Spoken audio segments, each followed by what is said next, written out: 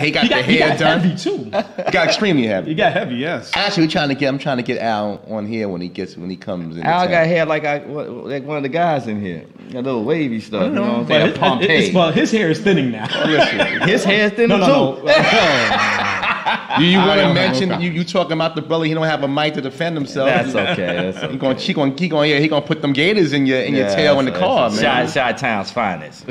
Nah, but no doubt respect to that. You know, your de facto brother-in-law, I guess you call. I know you don't like to use those terminologies. Yeah. I bet when the cousin from Alabama change the conversation. When the cousin from Alabama goes, bro, hey, I was with you all the time. I knew that boy. That boy good. How are you? Also, before we go any further, I want to give a special congratulations to Elizabeth Cortez.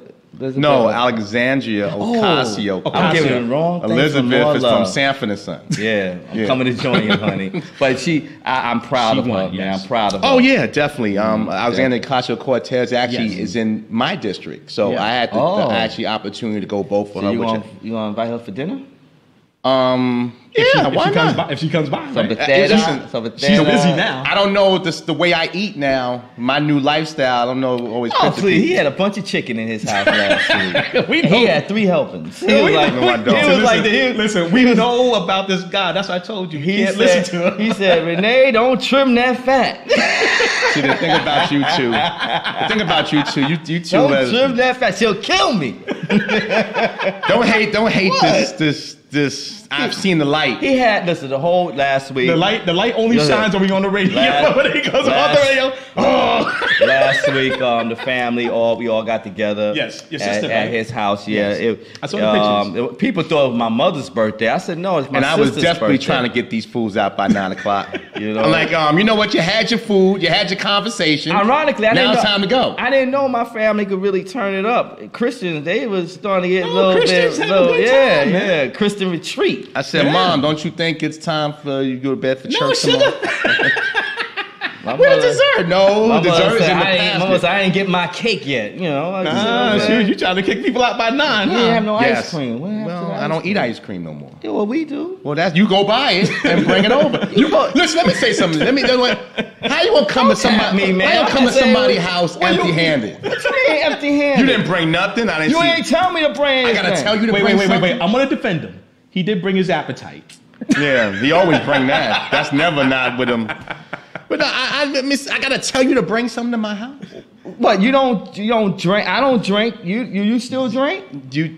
You could have asked, do you need anything? You know how you answer that question. I don't know what you eat. You eat soybeans, man. Well, you could have brought some soy. Yeah, you could have brought some dirt. Yeah, that's easy for you to bring.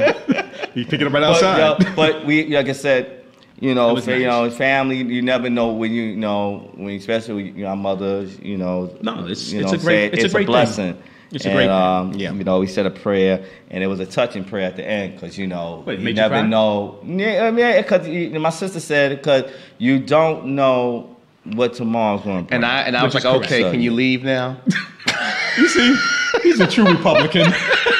Get out my house from the Hamptons. Yeah. No, listen. I was like, okay. If it was the banks, they just would have started getting I would have left. Calvin? No, I would have turned around. Yeah, walked out. See you in the morning. Thank God still would have been there. Thank God for the ESPN app. But any event, we got a really great show today. Yes. From all over. A guy who's been doing a lot of things. I had the pleasure of meeting him a couple years ago, and I've just watched him grow. And when he reached out to me last week about having some things he's doing, he wanted to come on a platform. Hey, listen, when people rock with you, you rock with them. Todd Wharton is here from Local Talent Todd is Connect. like a family member, but he only comes around holidays. Todd will leave at 9 o'clock. And see, Todd won't bring no guitars. I only see you once a year, so I don't know what I should bring. So I brought myself. Also coming today, also will be today, finally getting here, he's confirming. Oh, really? My man, Aaron Hargrove, H2O. He's got an event happening end of the month. Finally found his basketball. Nah, yeah.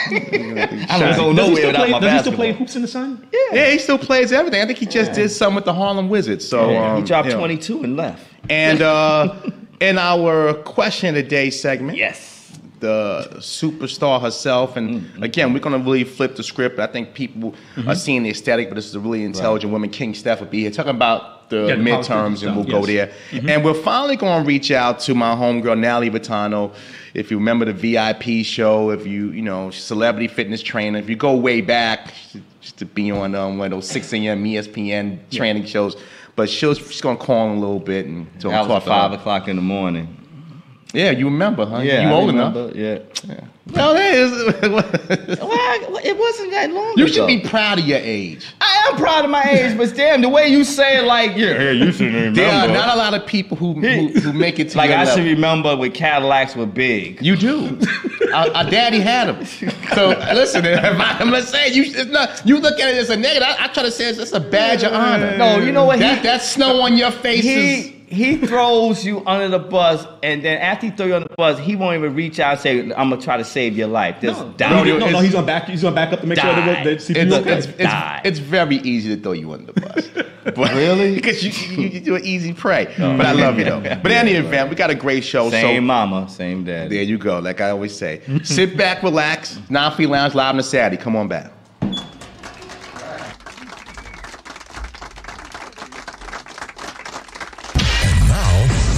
Gentlemen, let the show begin. The E. Jones Show. Tune in Monday through Friday for a journey through classic hip-hop and R&B, exclusive celebrity interviews. Today we have a special guest. She is one of the great female vocalists, the iconic, legendary Stephanie Mills will be joining the show today. The E. Jones Show. For all your celebrity news and gossip, ask Diamond about the E. Make sure y'all tune in. WWRN Urban Classics. It's the E. Jones Show. The E. Jones Show featuring the First Lady Sharonda, Cody, and Mills. Start your midday with a dose of E. Jones, Sharonda, Cody, and Mills. Waking your assets up. Monday to Friday, 10 a.m. to 1 p.m. Eastern Standard Time. Want your child to receive Christian values along with a first-class education? Then the Flushing Christian School is your place, serving grades K through 8. The Flushing Christian School has been providing quality Christian education since 1950, delivering a passion for serving Christ to students for their benefit and for the glory of God. For more information, go to FlushingChristianschool.com or call 718-445-3533. The Flushing Christian School, 41-54 Murray Street, Flushing, New York, 718-445-3533. 3533, The Flushing Christian School, 41-54 Murray Street, Flushing, New York, 718-445-3533. 3533, The Flushing Christian School, 41-54 Murray Street, Flushing, New York, 718-445-3533. 3533, The Flushing Christian School, 41-54 Murray Street, Flushing, New York, 718-445-3533. 3533, The Flushing Christian School, 41-54 Murray Street, Flushing, New York, 718-445-3533. 3533, The Flushing Christian School, 41-54 Murray Street, Flushing, New York, 718-445-3533. 3533, The Flushing Christian School, 41-54 Murray Street, Flushing, New York, 718-445-3533. 3533, The Flushing Christian School, 41-54 Murray Street, Flushing, New York, 718-445-3533. 3533, The Flushing Christian School, 41-54 Murray Street, Flushing, New York, 718-445-3533. 3533, The Flushing Christian School, 41-54 Murray Street, Flushing, New York, 718-445-3533.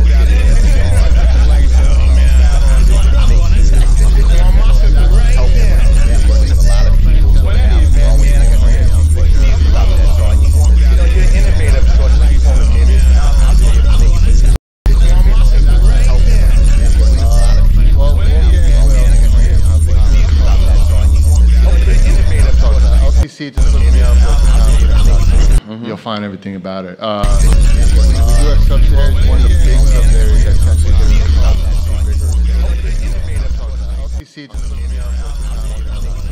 You'll find everything about it. Times Square. Okay.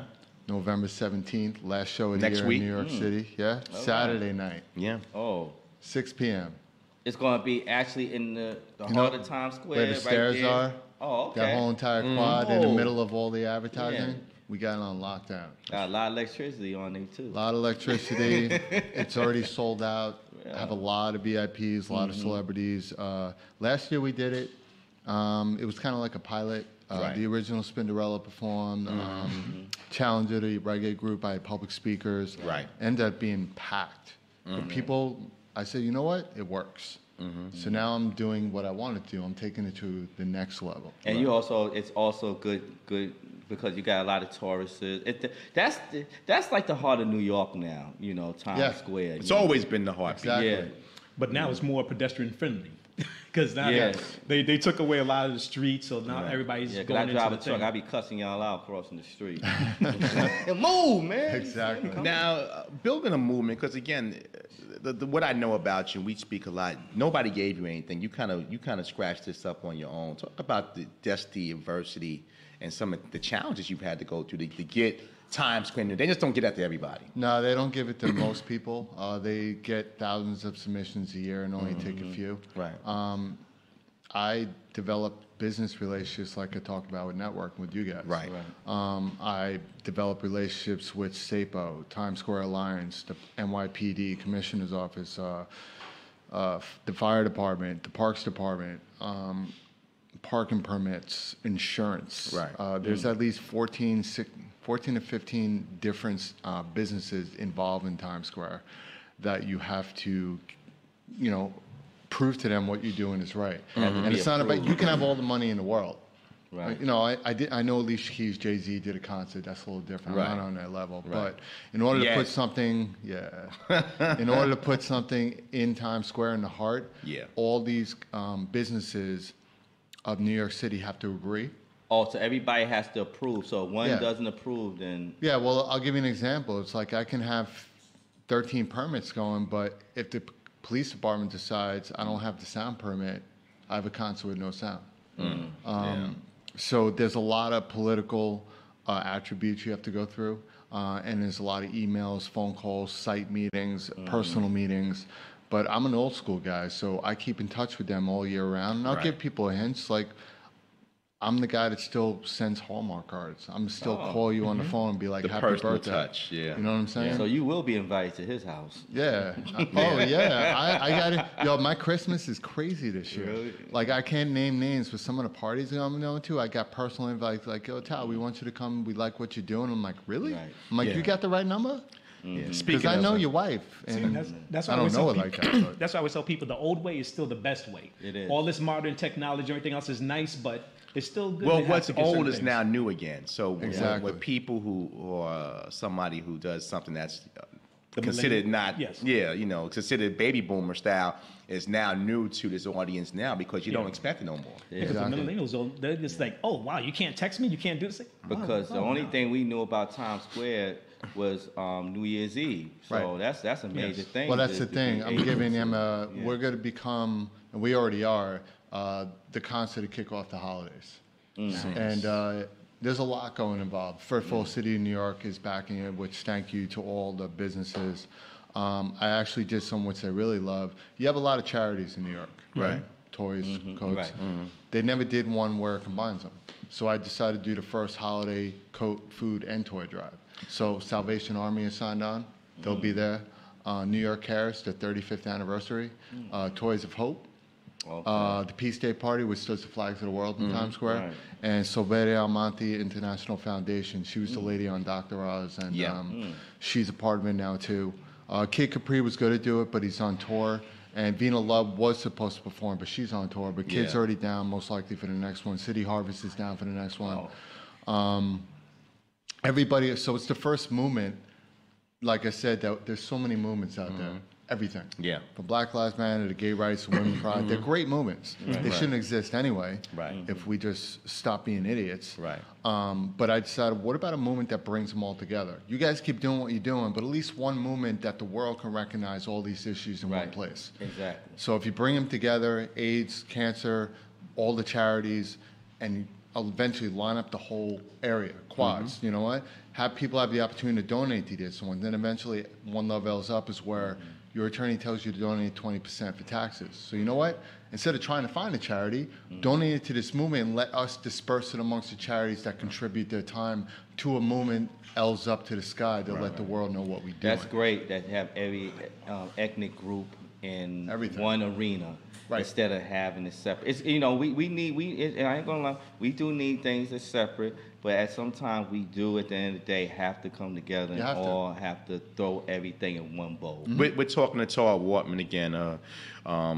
Now, that sounds great, and I'm glad you're doing it, but you're taking several organizations, several egos, several people who are in positions of power. Talk about massaging that, because while yes, it's simplistic, it's not as easy as it sounds. So, because you're taking people who are their own captain of their own ships, and you're saying, look, you know, I'm not trying to stop you from what you're doing, but I need you to hover with this. Talk us through how that transformation and how you maneuvered that. That's a really great question. You're the first person to ask that. This is why you're here. Oh, thank you. I appreciate that. Interview 101 by Kevin Pryor. There you go. No, it's fine. You're exactly right. A lot of these organizations are much bigger than me. It's an honor to be sitting with them in their room. But you hit it on the nose. They all have egos and this and that, but a lot of them don't. But it's about saying, listen, I respect what you do. Yeah. I love what you do. I want you guys to keep striving on your own and keep doing it, because I can't do what you do 24-hour basis. But what I can do is invite you to the Ark. Yeah.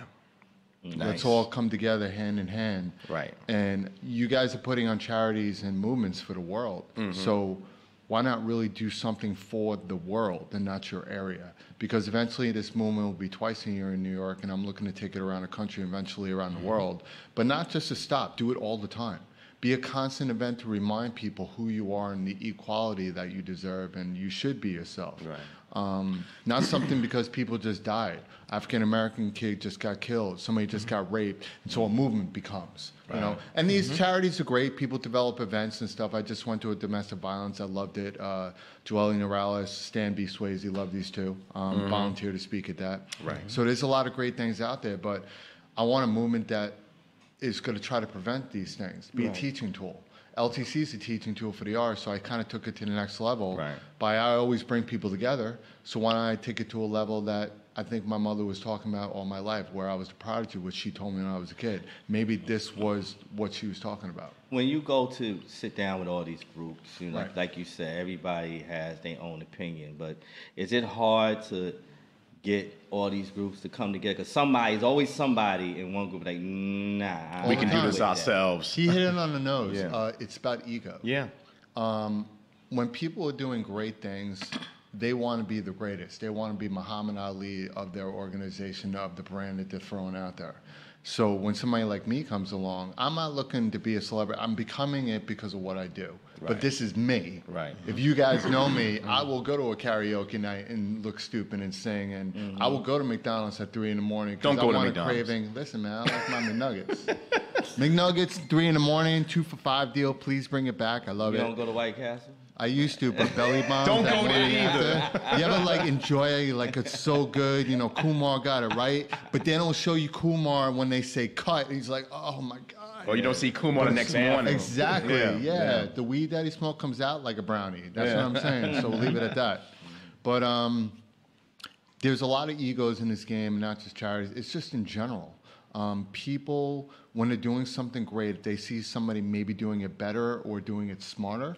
Instead of joining the thing where it can help their organization get bigger, be more recognized, where it can make them money, they're so stubborn. And a lot of it comes to race. Race is part of it. I see that sometimes. If I see women doing great things, sometimes men don't want to see a woman pop over them, which is, I don't even understand that. And that in itself, I think when people get to that point, they're going to plateau themselves. Right. They don't allow themselves to grow. My thing is like, if you can come to me and bring me a great idea and I think will rock, let's do it. If it helps my organization grow and helps yours as well and it's a good idea, I won't take credit for it. Right. I will post it like, yo, this person brought up a great idea. I took it and we're on board. I wanna go there with you again. Tar Wortman, CEO, Local Town Connect here in 950 Lounge. You mentioned race. Now you're talking about your organization is colorless, it's raceless, it's religionless, it's politically inclineless, so whatever. That's even a word.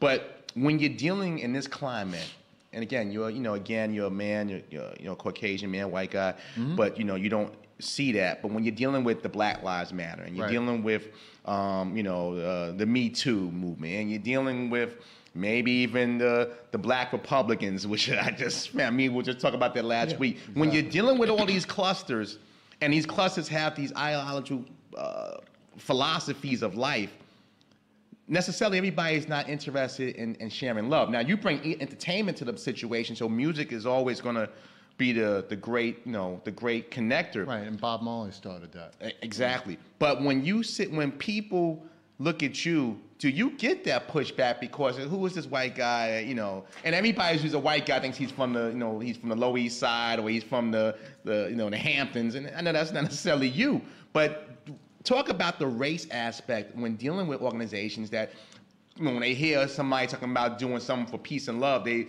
immediately in their head, without seeing you, think about this has to be somebody of color, or this has to be somebody he's like the elephant in the room. Right. I get that. I get that a lot. First of all, I'm caramel. Just want to let you know. But I'm clean cut and dapper. That's what I'm about. No, I've gotten those conversations with people, and in my head it gets me a little angry because it's just like, so basically you see me doing something right, and you automatically go to the race card. Now, when I said in my speech in Times Square a year ago, I don't know what it means to be an African American. It's impossible. Right. I don't know what it means to be gay, single woman, working hard. I just don't. I do know there's a problem. Yeah. The biggest problem is that everybody has opinions, but they keep it online.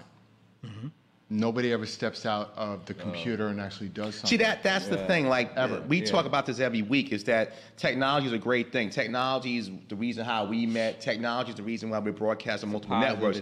But technology is also a curse because, like backsides, everybody's got one, and just because you have an opinion doesn't mean you are a leader of that opinion. Exactly. And that's the problem. People feel, I got a phone, I pay my phone bill, I got Twitter, I got Instagram, so that makes me a leader. And what happens is, and we see it at the highest level, where Twitter can change the world. Yeah, the president uses it. Exactly. But he just looks like an idiot when he uses it. But it's kind of funny when we talk about the race thing. I met Hawk Newsom about a year and a half ago. Right. We met at Marcus Garvey Cafe in Brooklyn. And I was honored. I'm like, yeah, it's great. So we sat down. We had a nice conversation. We were to do things together. I respect this movement entirely. I respect the Black Lives Matter. The only thing I said to him is that I think your movement can get a lot stronger.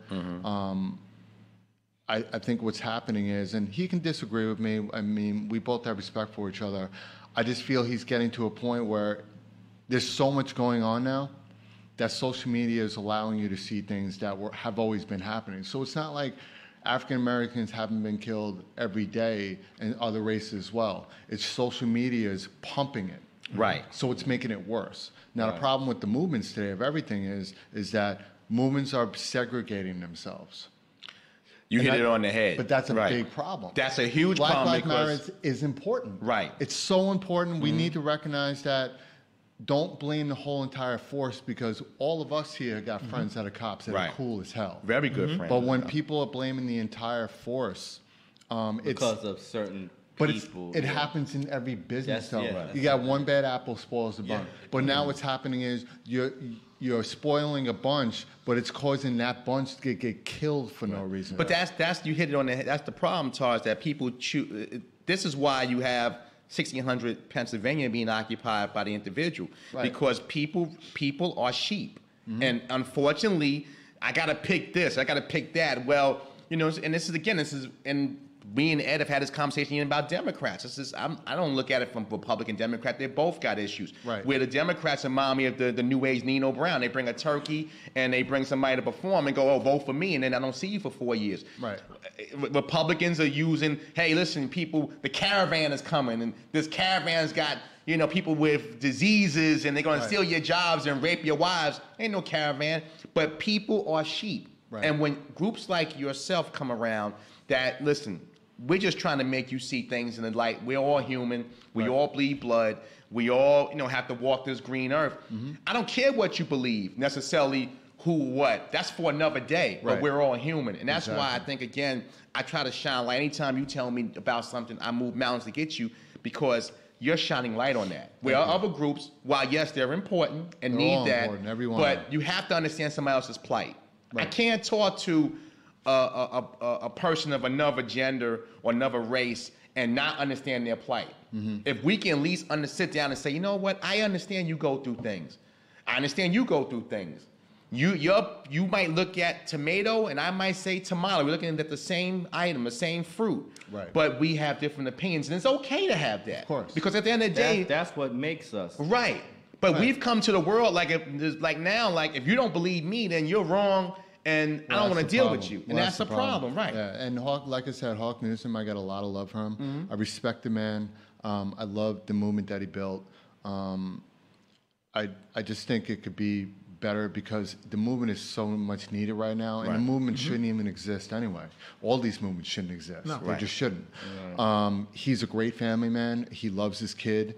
And the reason why I respect him so much is because he's on the front line. Right. He's doing it. Yeah. Okay, so people may disagree with the way he does things, but guys, he's actually trying to help. You can't knock his effort. He's trying to help, right? The reason why all these great leaders in the past got knocked is because it's easy to sit home and be safe and talk about what you should be doing not. So if you think he should be doing that, then get out there and go do it. Yeah. Right. If not, I understand it's a dangerous place to be when you put yourself in that line. I got that. My last year, they wanted me to wear a vest when I spoke because I hit topics I have nobody to talk about, just logic. Right.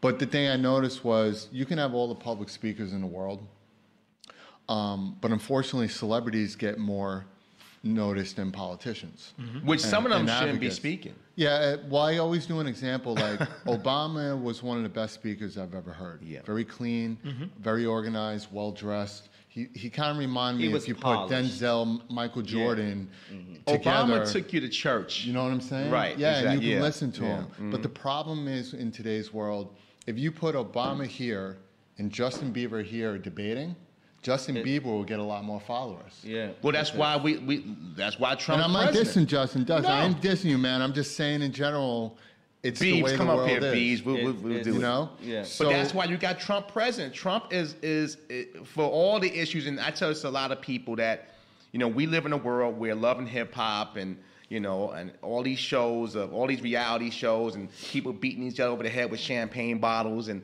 you know, no respect. All that's become part of our world. Right. So this guy here, he's got a divisive situation going on. He realized 8 years after a black president, I know I can reach out to a group of people who don't like that, who didn't like that, and I can rev them up. Well, you know what he did? It's pretty simple. Everybody loves Howard Stern, like you guys are radio stuff. Howard Stern went against the norm, and he did his own show. That's why he became so popular. I always compare Trump to Howard Stern. Not that I like Howard Stern. Right, guess the ground. Donald Trump is basically the Howard Stern of politics. Right. He decided, let me take social media to a level where everybody's going to be listening, whether they hate me or not. And who's the majority of the voters in the U.S.?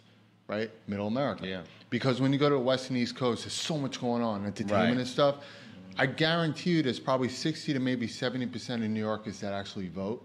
If you go to Middle America, the number's much higher. Everybody votes. So Middle America is where a lot of racism started, you know, all that. So Donald Trump has proven this is basically who he is. Yeah. So he decided, how do I win? So what he did was he went after the voters. Yeah. All right. And then they showed polls where women voted for him more. And look at what he said. But the problem is, it's kind of like you gave a firecracker a light. Scorched earth. And we elected him. Now, not we per se, but we have to put we because Right, we are it's- part of the it's country. right, yeah. And the problem with that is you're taking the cleanliness and the political aspect of electing a great man.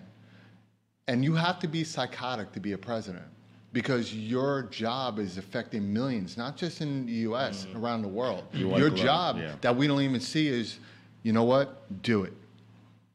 Go kill that guy and, sacrifice 200,000 innocents. So you have to be not all there to do this job. And you're always going to have people that don't like you and people that do. So you're in a job that once you're there, your life is security 24/7. There's no privacy. So there is a certain amount of psychoness, to put it, that you have to be. You're right. And I equate that to being a great football player or a great boxer. You have to be crazy to put your head, attack. Right. But there is a way of showmanship that goes into it. Like, we ask guys and girls to go to war, but we don't want them walking down Madison Avenue shooting people. Well, unfortunately, we just see in California that mindset. So when you are the president and I guess the leader of the free world, you're right on that part, but you're not supposed to show that part. Of course not. And that's the thing with this guy here is that shows it. he's trying to win elections. He doesn't care about the country. He doesn't care about your feelings. He don't even care about the ones who care about your livelihood. He don't even care about the ones who voted for him. I don't think he believes because half the people in Middle America and the South were on Obamacare, and they voted against that, which eventually will kill them if they have. Did you hear about Michelle Obama? She now brought her book out, Right. and she says she'll never forgive him. Well, that's because she put her family life in danger. But he put that family more in jeopardy than anything else. That Right. no About matter the what, they're birtherism. gonna have to constantly keep on having security around them because you just don't know what crazy person is gonna come after them. Put the L's up. We need to put the L's up. Next week. November 17th, Times Square, New York City, wherever you're at, you can get all roads lead to Times Square. Can you tell us who's performing? Can you give us? We have a lot going on. Let me go down the list. Go ahead, We have brother. a lot. Let's talk about Go it. ahead. What's up? Let's take a break. You want to take a break? No, let's go. Let's go. Keep going. Let's keep going. So let's go through it. I'm performing to start out the show. Okay. I'm asking everybody to try to show up around 5:30. Show starts around 6. Might go a little earlier. So I'm going to be performing with Lasky out of Philly. Now, you doing your comedy set? Because you do comedy. You've done some skits. We saw that at the movie, Ed. Yeah, I took my LTC comedy and the artist showcase to a level where I offered one or a few the opportunity to perform in Times Square on a voting poll and everything. Right. So with me, I'm performing with Lasky from Philly and the Maniacs, a nice dance crew out of Philly, kids. And then I'm doing, it's kind of like a Jimmy Fallon put on a concert. So I got my talk show on the stage. Right. Whole set. Right. So I'll be interviewing a lot of celebrities. Some I can name is Mark John Jeffries. Okay. I'll be interviewing Uncle Half Nino. pint. Yep, half pint. Uncle Nino from the Jersey Shore is coming through Late Night with Johnny P. Hustle in Brooklyn. Okay. My boy Darnell King. It's the new Love and Hip Hop show. I just locked up Amy Sacco. She's the owner of Bungalow 8. Nice. New York Nightlife coming through. Cool DJ Red Alert. Kango Kid. Mike Hands. Mickey Benson, the creator of the Art of Rap Tour. I have a lot of celebrities come through I'm interviewing, but I'm doing them in groups. Right. To make it easier. So we have that. So celebrity performance. I have a dance crew from Telemundo. They're a Latin dance crew, which I'm pretty I think psyched for. Telemundo gave that away. Yeah, peak Latin dancing. Shut up. Shut up. Peak Latin dancing. They could be from Russia. The Peak Latin dancing crew. I have Elijah Jamal, who's going to be performing a great One Love song. He was brought to me by World Artists United. That's my production crew. Huge company. It's my video production crew, referred to me by Reverb Nation. Crazy Love, she's the all-time voter this year of the 2018 Indie Artist Showcase. She's a great pop artist. And how long is the event? Because you got a lot. 4.5 hours. No, 4 hours about. Okay. One set. Next. Be Good is an alternative hip-hop guy. Sounds like Rage. I got Second Echo out of Las Vegas. Mix 718 hip-hop. Marcus Charles hip-hop. Guy Betancourt's in the hospital. Much love to him. He's won the comedy event. We have a fashion show headed up by Jackie Love. Kid Capri's sister. She'll be here in a few weeks. She's a great Jackie's person. a friend of the show. Yeah, she's amazing. And then obviously Another holiday person. Yeah. And then we also have who was supposed to be here today, but like the one thing I respect about her, she's got a job, so she had to be there. So Bindi Leibowitz from The Voice, that Adam Levine and Blake Shelton were fighting over. Yeah. And you probably got some surprises that you ain't I do have surprises. Yeah, he's not going to give us that. I can't name everybody. I do have some surprises. It's Red Alert's 35th anniversary on the radio. Yeah. So I'm gonna let's just say I'm going to be showing him some love. Okay. And I got some surprises that he Hostess cupcakes for everybody. all that stuff. Yeah, all that. It's going to be such a fun show. The full set is going to be up there. I got a full stage crew, lighting, full sound crew. DJ Sourface Scientific is going to be my hype man. I have about 40-something people working on this event and probably over 85 to 90 people on this event. I got models flying in from different states, California, Arkansas, different countries. Arkansas. Ooh, Let me ask now, this Pig-suey. is a big event. Do these events financially cost? Because, hey, you know, people, you have Everything something, costs. Yeah, you have something like that in the heart of New York, it definitely going to cost. And it's during the holidays. I'm honored that New York gave me Saturday night, which is a big, Saturday night the week before Thanksgiving. Yeah, that's the big. Place going to be packed. It is. The stage alone costs a lot. The lighting, everything costs money. And then there's the permits. But it's the insurance. Hip hop has become a genre that nobody wants to insure. Yes. Yeah. Because the city showed me a lot of love and they like what I'm doing, and trust me, I was able to get the insurance for that. It cost me a good amount of money. I've been working my ass off to pay that, and it's all done. Parking permits as well. I didn't want to call up these artists and be like, you can't perform. So I went out of my way and made probably at least 8 phone calls, meetings to ensure that my artists will come clean. They have an old school 5 about them, and I'm putting my reputation on the line to get these artists on the line. No doubt. And so they're coming through, which is great, and they really appreciate it. Right now, it's not about the money. I already know this is a $1 billion movement because I've been approached by Heineken. Heineken was going to sponsor it, Right. but Times Square doesn't allow liquor, right. I have Bowmar, the AMC company. They already want to sponsor it, but they'll do the springtime because they're already capped out. I'm being hit up by investors right now. We're having meetings. I'm having sit-downs with people I never thought I'd have coffee with. Right. So the money's there, but if you want to build something great, you got to prove it. You got to invest in yourself, invest in your time, and this is about the holidays. I'm a holiday person. I love the person. I hear you. Well, Todd, we got a few minutes left, and I thank Sure. you again for coming. I know you're going to go to Violators today. Yeah, big shout out to my Violators people, Unlimited. Dow and Tommy I and love the brothers. Bronx, man. Bronx got the coolest radio stations, man. Seriously. Yeah. Love it. That's because you're not That's here all where the most of time. them are at anyway. I lived in the Bronx. I lived in the Bronx, man. I lived on Tremont for a little bit. Crotona Park. I lived over there. Put your ex You up. lived over in the hood. Spot. And he did say a little bit. But I did say it for a little time. But you know what's funny? When I'm walking down the street, nobody even bothered me because I look Italian. And then they're like, all right, so that's either the popo or a crack dealer. So I don't want to go to jail, but he may have something I may need later. So I'm gonna be good with this guy. And he wear long coats all the time. So what the hell has he got on? Carlito. Morpheus. Carlito. One more time, where can people reach out to you? They want to come to the event. They want to donate. Things cost Definitely, money. we would love for you guys to donate. We have a GoFundMe campaign that I didn't even push. It hasn't made really a lot of money at all. But if you do it, I appreciate it. We got 23 platforms, so go ahead, push it. November 17th, Saturday night in Times Square, Fowler Duffy Square between 46th, 47th Street and Broadway and 7th. We got it on lockdown. Starts at 6. We're asking everybody to show up around 5 because it's going to be a lot of people there. It's free to attend. There's going to be a lot of celebrities there as well as celebrities in the VIP. Okay? This is about one moment. This is about L's up to the sky, one love. That's right. It's about telling the world about a hashtag that we're also doing that the city's about to back. Got a letter from the mayor's office I didn't tell you guys about a week ago. So I'm working on that. I created something called I Am New York City. And the shirt's going to be one love. Back, I am New York City because New York City is the world. Well, I So need no an matter extra where large. you So live, it's I gonna got have- you. It's going to be a hashtag. I am New York City because no matter where you are in the world, you are New York City because Times Square is the greatest city in the world gateway to the world. because the people are here.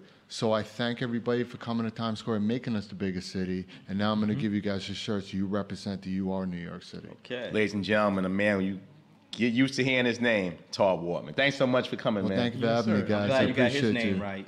Yeah, you know that because he promotes his stuff in Lunchy. You don't. Yeah. We'll take a quick break. I want my Thanksgiving invite, goddammit. You got it. Swanson's on me. Now feeling out back a little bit. Come on back.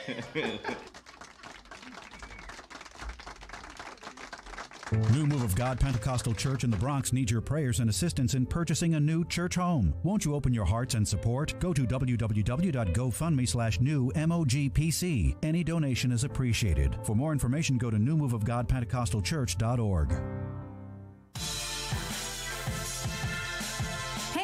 Fans, it's your girls Essence and Tanisha, and we are Real Ladies, Real Talk. Yeah, we know you're trying to listen to your football game. Yeah, we know. But this is for Wednesday night from 6:30 to 8:30. You can watch us on Ustream Live, or you can go ahead and download our weekly podcast on iTunes and Stitcher.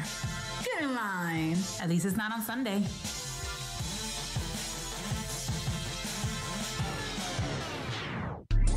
Everybody, it's your girl Tish Love. It's Darnell. Thais, along with your boy Uncle Dash. Be sure to download the DSNBX mobile app so you can check out our live stream. Especially if your team is losing on a Thursday night, we'll be there to lift your spirits. So remember, it's Get to Know Me live every Thursdays 9 to 10 on DSN. This Sunday morning at 9, Lily's International Christian Outreach presents a celebration worship service with special guest, Dove Awards nominee Alvin Slaughter. Lay down your burdens at the altar. Come out and receive your blessings from God at the King's Temple, 36 Franklin Avenue, Hewlett, New York. Again, that's Alvin Slaughter this Sunday morning, May 22nd, starting at 9. And it's free. Let's all rejoice in the Lord.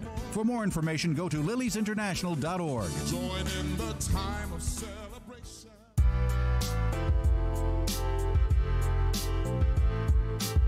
To whom it may concern, give yourself permission to engage in the lost art of conversation. Indulge in the exchange of stimulating thoughts and ideas.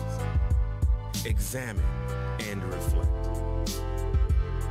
If intrigued, allow me the pleasure of presiding over said forum. Welcome to Well Mind.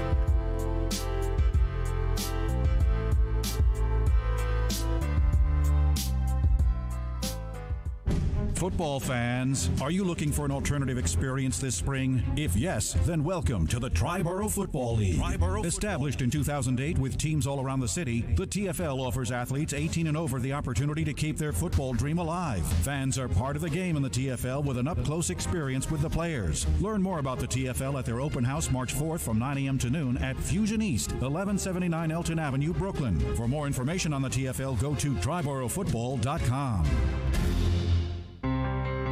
Is something missing from your child's school experience? Are they receiving biblical values along with academic excellence? Like to find such a school? Then welcome to Flushing Christian School, serving grades K through 8. The Flushing Christian School has been providing quality Christian education since 1950, delivering a passion for serving Christ to students for their benefit and for the glory of God. Why not start your child's education off right in 2016? For more information on Flushing Christian School, go to their website at www.flushingchristianschool.com or call 718-445-3533. Again, that's www.flushingchristianschool.com or call 718-445-3533. The Flushing Christian School, 41-54 Murray Street, Flushing, New York. 718-445-3533 or www.flushingchristianschool.com. Millennium Music Media is leading the charge for the future of music. Millennium empowers artists, writers, producers, and publishers. Start getting paid your self-worth. To learn more, go to www.millennium5.com. Millennium Music Media. Welcome to the music revolution. Look your best this summer. Let Fear Gal refresh your style with some beautiful white, blue, and pink shirts or any color you prefer. Fear Gal shirts are custom made with the highest quality Italian cotton, genuine mother-of-pearl buttons sewn on by hand, as well as handcrafted buttonholes. AM 970 listeners order 6 shirts now through August 28th and receive a 7th shirt free. To become fashion ready, go to feargal.net or call 914-826-5755. That's 914-826-5755. Ask for Kareem. Fear Gal. Looking good is a lifestyle. As you enjoy today's football game, there's a new sport sweeping the nation. Gaga Ball is on the map, and Talon Athletics is the #1 source for your gaming needs. Founded by 2 New York City teachers, Talon Athletics can provide you everything from Gaga Pit rentals and sales, Gaga gloves, and event hostings for all your corporate, birthday, or social needs. For more information on Talon Athletics, go to their website, talonathletics.com, or call 914-420-1403. Talon Athletics. Play hard, play safe. Back on the Ride 950 Lounge live Saturday morning. Big shout to Todd Wortman and all his efforts. Doing a lot of things, man. Again, sometimes you have to lay it all out there in order for people to know what you're doing. Because again, if you don't lay it out there, and if you're going against organizations or trying to partner with organizations that are huge and massive, you need to really have a game plan. Like Puffy said, he said he won't sleep till he's dead. Well, yeah, okay. Any event, I'm saying. You want to quote Puff. But any event, we have our a guest from Cali. We tried to get him on last week, but now we have to get a Natalie Vitano. Will be calling in a few minutes. The phone bill. Now, you was a VIP fan, Ed. I remember you saying, Yeah, I used to like watching. That was a very good show. I used to like watching. I used to like watching the women in there. I'm sure. And Natalie was a kick-ass. So, I was going to ask you, just watch it for the storyline, or you watch it for the women? You know what? When that show came on, it was a good storyline. It was a good show. Because, I mean, back then, they had a lot of shows that was really good back then. I mean, you had some pretty women on it. And then, it was really good. I liked it. It's that when you just look at the TV shows they have nowadays, it's just, Yeah. It's like, But there ain't really no real TV shows on. Because half the shows now are reality shows and, Well, see, the funny thing is I find myself now watching more of shows on the net, on the internet and everything else now. Since Netflix and all that? No, not even Netflix. It's like they got other shows that's out there on the internet, like how our show is out there and other things. I watch a lot more. You watch a lot of web shows? Like TV has changed. It's not, you don't run home to watch an 8 o'clock TV show anymore. TV has changed. Now you just, it's the Jetsons. You turn on and watch it when you want to watch it. But there are some shows that still follow the TV format that you still got to watch them at a certain time. But they're all on demand. No, not really. What show you know? I still love Law and Order. There's a lot. So you can watch Law and Order when you want. Well, yeah, because Law and Order come on eight channels. I'm talking about there's a couple web shows that's out that does not have that type of situation. That's why. I think we're ready. Okay. Ladies and gentlemen, this is third time's a charm, but we made it work. All the way from LA, bright and early. You might know her from some TV shows. She might have kicked your butt in the fitness class if you took it in New York or LA. But ladies and gentlemen, she's here today. Welcome to 950 Lounge, Miss Natalie Vitano. What's going on, Nat? I know we've been trying to get this to happen, and I'm happy we got you on. So how first of all, I got to ask, because it's starting to get a little chill in the air here in New York. How's the weather in LA?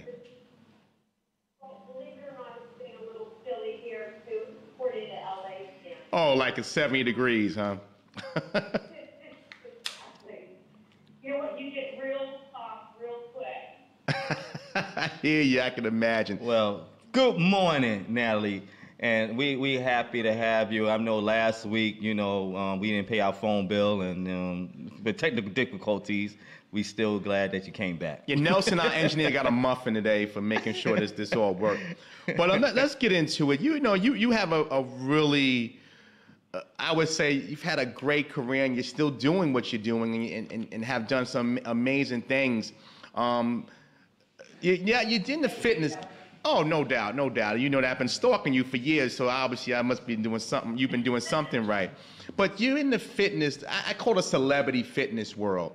But, and when we talk, you've always had a conscious thought on health. But talk about just the training efforts you do, the things you put up. I mean, I follow you now with my weight loss, with like the way you eat and different things of that nature. Tell us that real quick before we get into your career about the fitness stuff that you do that I think really have changed lives, and with you're making an example to people to be healthy. I think health is the only thing that we have that we can have control over. But it's one of the things that we have, a handle on our actions of I think that that my dad just had twin couplets. Yes. Yes. And he's worked out his whole life. And that just goes to show you that if you, don't watch what you intake, that could affect your life at 81 years old, that is. But I think it's just like, this is my answer to this when anybody asks me. Right. It's just like brushing your teeth. It is something you have to do. Definitely. You can walk around and see the obesity and the sickness that people are walking around with, but you have to be healthy. It's like brushing your teeth. Without question. And obviously, I know growing up as an Italian descent and the holidays are coming, those opportunities for that really good food. Italian food is my. I love Italian food. It's hard for her to stay fit in an Italian house. Some sausages, man. Woo. Well, I like foodie. I love eating. I love drinking wine, and I have to watch my weight. I've never been somebody who could just let it all go. There's some people, you have those friends that no matter what they eat, their bodies will stay the same. Mm-hmm. Well, that's not me. And it's probably one of the reasons why I am, fitness is a big part of my life. Because I don't feel good being overweight, Yeah. I don't feel good, not looking the best that I can. And I do struggle with this, especially being my age. Your body. Oh, Natalie, you're like 25 years old. Stop it. Let Natalie talk. Go ahead, Natalie. Keep talking. Definitely. It makes a big difference to do it every day. I just put a post out today that said, moving is my medication. There you go. Because not only does fitness help you look good, it really helps you stay in a good mental place. Not that I'm against medication when there's a very severe mental illness happening, but a lot of times, we get down and out, and it's like, what? Have you jumped on a treadmill lately? Yeah. Have you taken sugar out of your diet lately? Have you cut down on the alcohol lately? All those things change your brain chemistry. You must have been talking to me several months ago. Yeah. You was in my head. We're talking to Natalie Rotondo again, with celebrity fitness trainer and actress. And a lot of my guests over the last couple of weeks, I know we've been trying to get this in. We had an issue with the studio a few weeks ago, and then last week, technical difficulty. But a lot of our audience knows you from the VIP show. Sean Baker, Pam Anderson, that whole group. Talk about that time. And again, that show is almost, I think, 18 years old, but it's still, it's still, people still talk about it. It's insane. It's I can't believe when people are like, what? Are you an act? And I was no. And then they'll go, are you Natalie Rotondo? I'm like, okay. If you know my full name, then I'm going to give you this moment. But it was a great time. And, it's a monumental moment in my journey. Right. We had this time. I was still very into fitness. My friends were pissed at me. I was a major party girl. I had my crew. They're still my crew now, and they'd be like, "Don't put your trainer club in the morning." Leave early, And I still have my friendship with my trainer from that time in my life too. Named Deion Jackson. He trained me. He trained Al Pacino. Yeah, as I said, I know who that is. Celebrity trainer. Yeah, really big in the game. But it was just a great moment in time. I got to do things, traveled all over. There were just so many endless experiences that formed parts of my life. It doesn't define me. Right. It's a great part of my journey. Yeah, because Nikki Franco was the one that was, had the gun. She would just cap you in a minute. You'd have been really good in New York because they just starts capping. My alter ego. I was never an actor, okay? So it's to go in on my first audition and get that job, that girl's a part of me. I hear you. I remember one time, this was back when I was buck wild and I didn't give it right? We were at a rap party for the first season. Mm-hmm. And there was a guy that he wasn't even there. He was like the club promoter that, he was somebody I've known for years and did not like. I like most people. Do you want to say his name? Know him. Like, he was just like the Test us. people in, like, I don't think it's a big deal, but he's, first of all, to his credit, he's an amazing singer. His name's TK. Okay. And we never, he and his sister, they became superstars. That's how good their voices were. Right. But he was like a club guy. He was a jerk. He was at our parties. And this is like all the executive producers from Sony and everybody are there. And but he and I start to have an argument. And as of course about 10 drinks in, we used to drink Myers back in the day, Pam and I, vodka.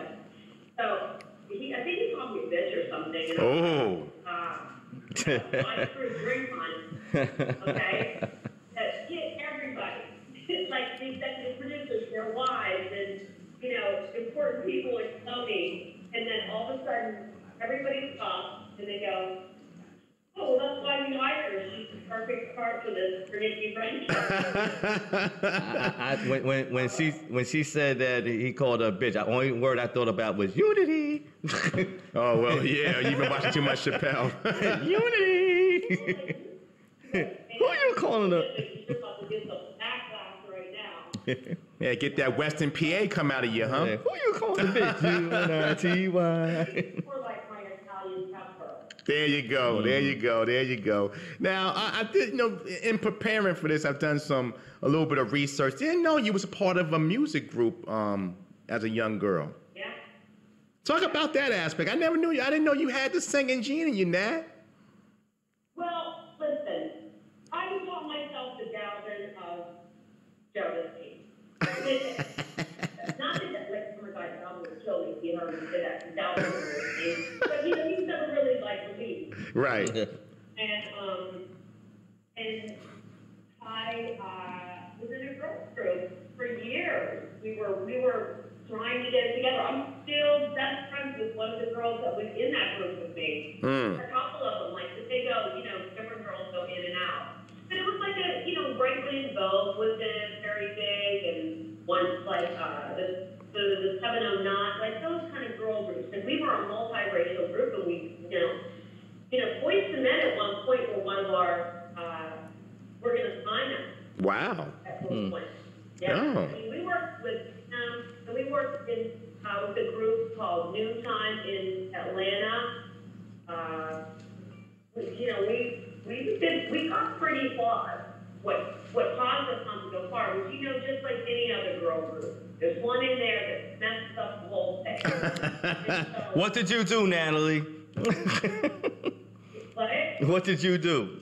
It's one girl. I mean, I felt like, have the fun one, and I really didn't, have any, it's always the one that's like, you don't have anything, but you're going to fight people on contract. Right.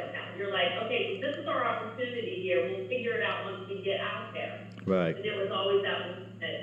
Anyway, it didn't work out, and then I ended up getting VIP, and they kicked me out. They're like, you're never going to be. There was one girl, we're friends now. Here's one why we didn't speak, but she's like, you're green, you're never an actress, you're not going to be an actress. It was like, 3 months later, I'm like on Howard Stern, doing covers of magazines. So it's like, never let anybody put a bad seed in your head. Yeah.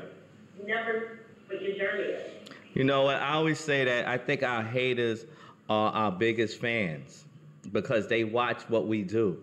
So I always say somebody that hates on you is your biggest fan. Yes, they are. Yes. Mm-hmm. They're creeping, and you have to protect yourself. That's where your spirit comes in and has to stay strong because, when people wish you bad, it's energy. You can't let that stop your flow. Without question. I didn't at that point. Again, we're talking to Natalie Vitano. You mentioned your father, and I know you was back home for his surgery. I want to just, ask, and I keep you in my prayers and keep him in my prayers. How is your father doing? He's doing so much better. Great. He has a little bit of in-home. We have a little bit of in-home care just to keep his. He's got diabetes too, so we've got to be on top of those numbers for his kidneys. Right. And he's doing much better. He's like walking around, and he's alive. Yes. Right. Without question. It's really a crazy experience to go through. You're like, okay, this is it. Life is death right now. Yeah. I'm my family close, and my dad and I are really close. Right. So it was a lot. I agree. I'm so grateful. Every day I'm grateful. Top number one thing on my gratitude list every day is thank you for letting my dad live through that. Amen to that. Okay. Amen to that. Let's flip it. Talk about the fitness. Now, everybody gets into fitness for, whatever reason. What really got you into becoming a fitness coach, a fitness guru? What got you into this field? Well, I've always been into fitness because of my dad. Mm-hmm. Like, my brother is not into fitness. My brother's overweight. You never believe that we look like we're related. It's just, my father always worked out. And I remember, being a little baby, nobody would do this now, but he was a runner. And he would bring me to the high school track and put me in the sandbox and run around it. And I was running it 6th grade. I ran my first 10K in 6th grade. So I would say that's what got me into it. What made me switch my career from acting to fitness was when I didn't really want to do acting anymore, I would ask myself, what are the things that you're good at outside of this? What is my passion? What do I love to do? And I always loved doing fitness, and I segued into full time. And even in another transition now, changing from a company that I worked for 10 years and moving into more of my own kind of self. Instead of building somebody else's brand, building my own brand. Right. It's interesting, man.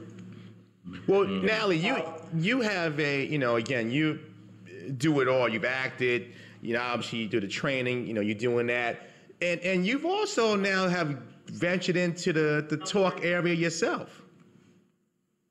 Pardon me? You've ventured now into the talk radio, talk media. You got a show on YouTube where you had that yourself. So talk about that a little bit. Okay, so one of the things that I am experiencing now is am I aging? Yes, thank you. I do feel like I'm not like your normal 52-year-old. However, you and Rodeo have a lot in common. Thank you. I said you and Rodeo have a lot in common. Just say thank you, Nally. That's all. Just say thank you. We're wiser. We've been around the block. But so I've always been like a girl's girl, supporting women, uplifting women, because we just have it tough, Right. Sometimes it's just rough being a woman. And so night talking with Nat, one of my favorite things to do is hang out with my girlfriends, drink wine, and chop it up. Funny enough, I have so many friends who don't drink. It's so funny. Right. Some of my best friends don't drink. A lot of the guys I have dated don't drink. So weird. I'll be up there dabbling wine. So I decided to do a little talk show called Night Coffee with Nat, where me and one of my girlfriends talking about whatever, especially at this age. So what we're experiencing, how it feels dating, how you feel physically, how you feel mentally, experiencing life in the body. Right. So that's what got me started doing that. And we're going to segue that into kind of like a roundtable in 2019 called Lasagna Night. Because lasagna is my favorite food to cook. And kind of lasagna. Lasagna night, seat night. So we're going to have a few women kind of like not like the red table. It's going to be like a red table, but it's going to be different subjects. Like the first one I'm going to have is going to be like, women my age. The second one's going to be women making a difference, and overcoming adversity. I have a girl that I interviewed last 2 months ago who started a Team Bully Busters gym because she was bullied. She was left to die after 8 girls beat her up. Wow. And she started a gym. This is one of the most incredible girls. But she's young. She's in her early 30s. And she started a gym, and she teaches women self-defense, and she teaches kids how to build this self-esteem that are getting bullied. So it's like I'm going to be doing different little subjects like that. So I do have a gift to gab. Like, I love people. And you do. Yes. I have a lot of friends, and I'm like that person that I'll experience something with somebody and it'll last forever, Right. Mm-hmm. No doubt. I haven't met before. No doubt. You definitely bring an energy, even, just how we connected and how we've been communicating. You definitely bring an energy to that. We got a few minutes left. And again, I know it's early on the West Coast and you got a lot of things to do then. So try 3. I really appreciate it. Before we get you out of here, give me the next. I mean, you've acted, you're training, superstar training, you've done shows. What's the next layer finale? Where do you see the game going for you?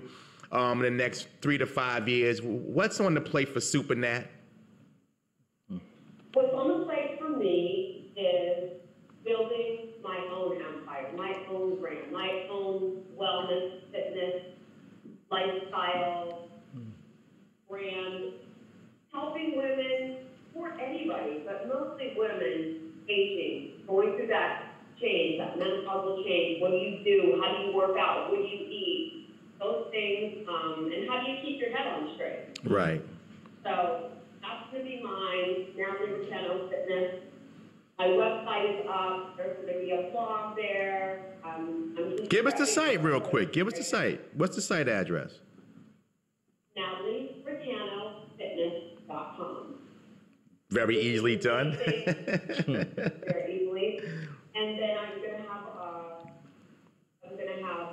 but that's the same thing for my Instagram now.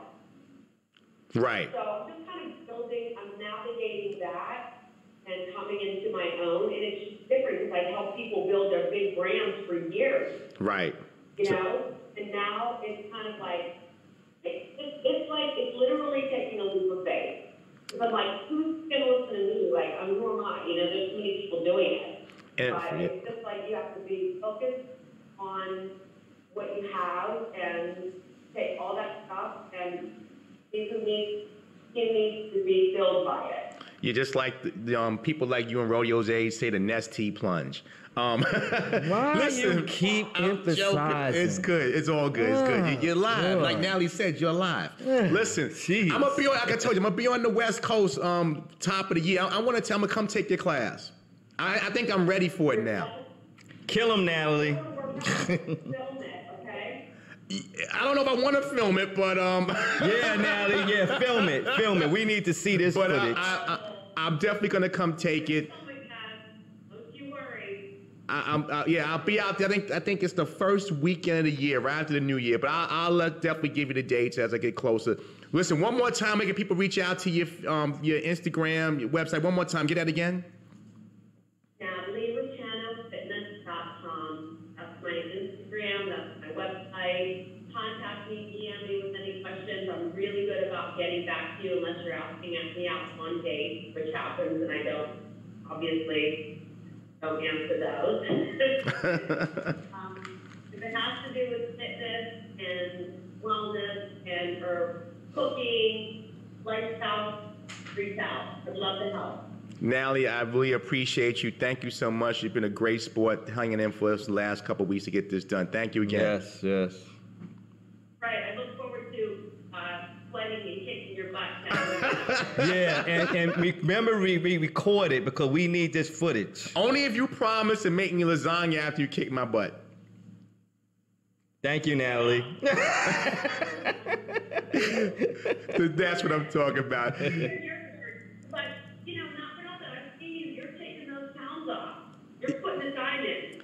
Showing. Thank you, hon. I mean, like I said, a smart man once said, fear is a great motivator. so I'm just pushing and grinding every day, and it's become a lifestyle for me. So I cannot go to the gym in the morning. I feel funny if I don't go. Exactly. I know what you mean. Without question. Yeah. Thank you so much, hon. Have a great one. I'll be in touch. And happy Thanksgiving coming up.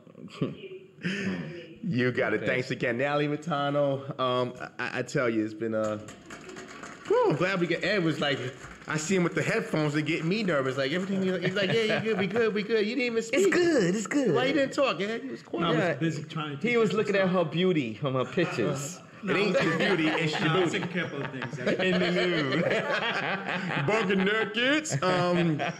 Big shout to Nally. She got a class started. I think she used to be here in New York. It's funny because when I first met her at Barry's boot camp, and Barry's was a client I was trying to go after, and you know, obviously I knew her from the VIP show myself. No, that girl looks familiar, and then we built a rapport. So again, big thanks to her. Everybody looks familiar to you. Well, because I'm active, brother. You stay on the couch. Oh, here we go with the couch thing again. Maybe your brother-in-law can help you out. You know, get you out, get you moving. Anyway, we're gonna take a quick break. It's New Time is next with Stephanie Pearls. 9 Feet Lounge live on a Saturday. Come on back.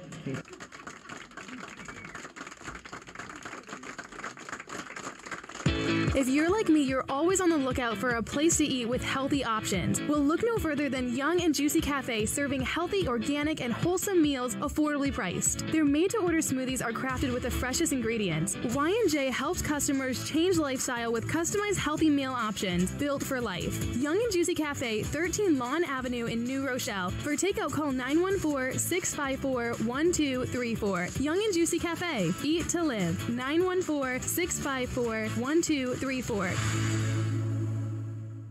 Scintillating and daring. Diamonds are not always a girl's best friend is the wonderfully and cleverly crafted new novel from Lima Long.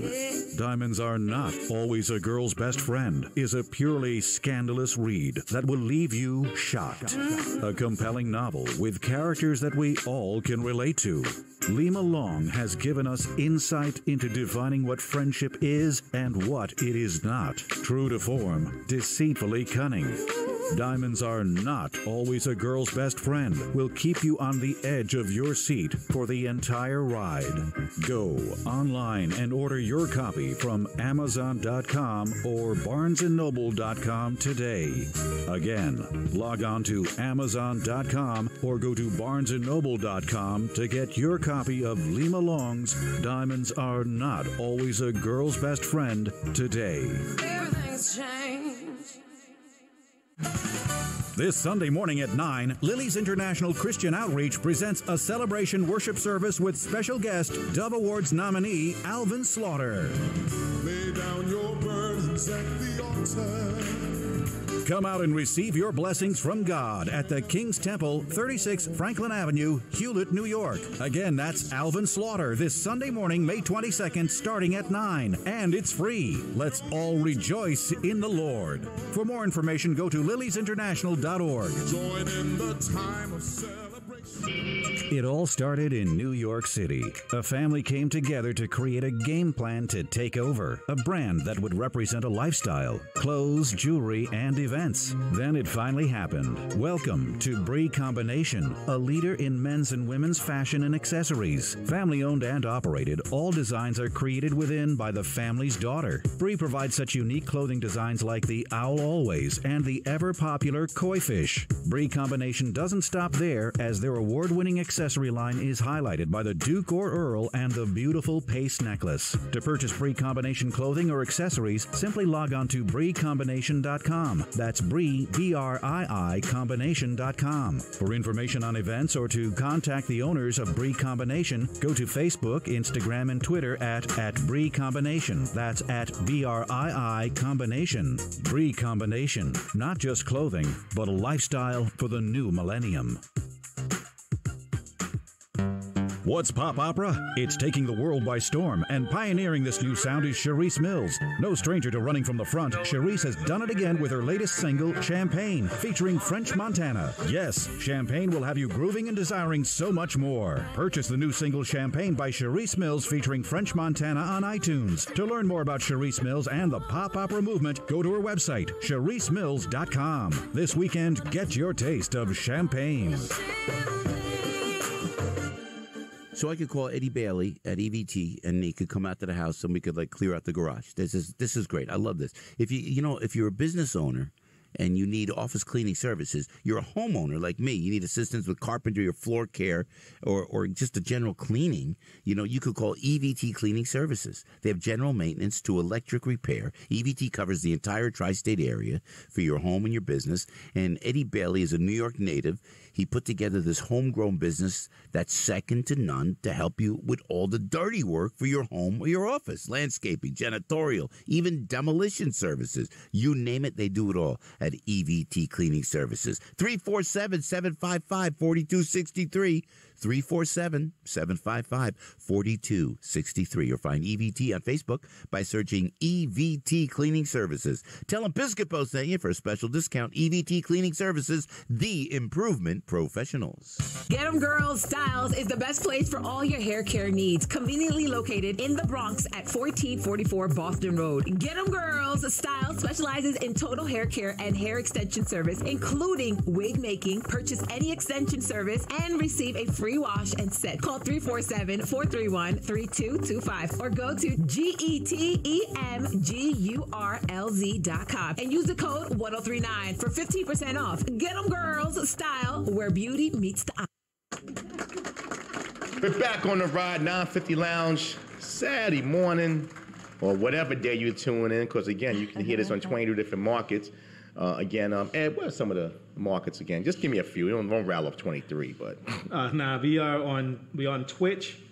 We are also on Stream. We also on our website itself. We also on WRN, DSN, YouTube. We are also on Facebook. We are also on a couple of F2U. That's the one that's out over in Japan. So we're on a couple of them, and we also on the one called Views that's over in Germany. Oh, you said Russia. I'm like, no, Germany. It's Germany. We over there. I don't want no problems, man. I want no problems. No, even we gonna be over there. So we don't say nothing about the Russian government on this show. They come after you. But it's news time, and welcome back, Stephanie Pearl. Thank you so much. Yeah, you've been hiding, huh? Yeah, I'm glad you. You run the streets too much with the Essence. That's what happens here. You like jokes. Big shout to the Essence. Hey, D. Hey, well, hey, boo. You already know. Yeah, she got strung up. Don't take my spot no more. Get Swiss cheesed up. So it's news time. So what we got? Well, Chuck D and Tekashi 6ix9ine should stop hanging out with Kanye. Oh, really? Chuck D thinks Tekashi 6ix9ine should find younger and wiser friends because Kanye West ain't doing the trick. We got the Public Enemy MC at LAX on Friday and asked his thoughts on the drive-by shooting of the set of Tekashi's music video with Yeezy. And Chuck straight up tells 6ix9ine to choose better friends because apparently Yee ain't helping. Wow. Well, didn't Kanye have issue with the Bloods a few months ago or the Crips? Yes. Who doesn't he have? Who he do not have problems with ever since that time with Trump? My brother has made himself public enemy number one. Yeah, I mean, I did hear about the shooting. I was told by an insider he's moving back to Chicago. That's well, you do have Chicago people. I don't know. Yes, I do. He in real estate? I don't know. He said, "Yeah, you can say that. You can call it that." Oh, so what? Kanye's moving back to Chicago? Yeah. Kanye ain't moving back to Chicago, man. And if he does, he just probably got a home now. I'm sure he can stay on somebody's floor right now if he had to. I mean, not literally your floor, but you sure he can stay in somebody's house? Period anymore? He might kick him out. Yeah. No, listen, bring Kim. Kim has become the adult in the room. So Kim is not going there. Their home is right there about where they having the wildfires. Oh yeah, look at that. Yeah, it's their home. They can always stay at the Hilton. What else is going on in the news? I don't mean to be insensitive. I'm just saying, you know. On to the next. Yeah, exactly. Trae Young, 138K Audi, trash popcorned by teammates. Remember how stoked Trae Young was to get his brand new $138,000 Audi back in July? Well, it took his new Atlanta Hawks teammates only a few months to kill his chill. Basically, if you haven't seen the pictures already, he went to his car and apparently the entire vehicle is filled with popcorn. Well, that's what they do in the NBA. They do rookies like that. Professional hazing. It's like prank. Professional hazing. It's pranking. You know, every rookie in all sports, a lot of times they got to go through something. I get it, but personally, if that was your car and you just spent $138,000 on it, believe me, them guys got money. The Atlanta Hawks they got it redetailed. The Atlanta Hawks ain't that good to be pranking. Somebody $108,000. They got no things that good. That popcorn wasn't buttered. You know it was. if it was buttered, that's gonna mess up your interior. They did that to somebody else's car. They filled up with water. Somebody's car. Oh my God, in the that's NFL. even more terrible. It was a Lambo. They filled it with water. I'm just surprised a rookie would buy a. Why wouldn't he? He got money. Why wouldn't he? Well, a rookie, like I said. Well, listen, I mean, you would never play in the league or nothing, but when you got a couple dollars, I seen what you did to your car. You made it into almost a boat. So I mean, like, boat. Yeah, you changed all the rims. So what are you talking about? So if you had that type of money, it's a car. So what? Exactly. But I'm just saying. But believe me, every rookie.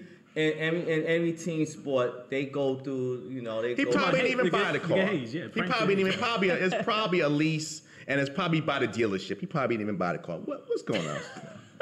Worrying about Trae Young money. Trae Young said, I don't worry about your money, Rodeo. But she's the one that just said it in the news, so we commenting. What you getting upset for? I ain't getting upset. You got a new car that you barely drive? How about we... That's why it will stay new. Kevin's gonna... Nah, I'm not gonna pop one. No. Yeah, let's prank his car. Yeah. Throw a bunch of hot dogs in. We throw things that he would eat. Mushrooms. You put some mushrooms in there. I'm gonna live a long time. And potatoes. Not for nothing, but can I bring up something? Yes, you may. Yes, you may. Way back in the day when I was about, I think, 15 years old. Of course, I was working at McDonald's, right? And as a joke, you knew one Kevin? of the... He always went to the Golden Arches. Kev was always coming home with McDonald's bags back then. I think it was more Burger King for him. And if it was, that was a long time ago. His ringtone, you deserve a break today. Like just last year. Yeah, it was. Only man that went to the drive-thru, go to the drive-thru with a debit card. Oh my goodness. $4. Yeah, and then he said this on. Let me get the quarter pound with cheese with no cheese. Yep. Anyways. Go, Steph. Yeah, I want some healthy bread with that. Mm-hmm. Anyways, what I was trying to say is I was around 15 years. Yes, I was at McDonald's, and to get back at someone, we took the Big Mac sauce and like squirted it all over his entire car. Oh, that's a homicide. He was a worker. The guy, yes. It was one of the kids that was. I don't know. I think he was like 16. When you just understand when people seriously, when people violate a man's car, you committing suicide. Well, you very passionate about your car, right? I remember years ago. It was an old school Chevrolet. Somebody scratched my car, a female.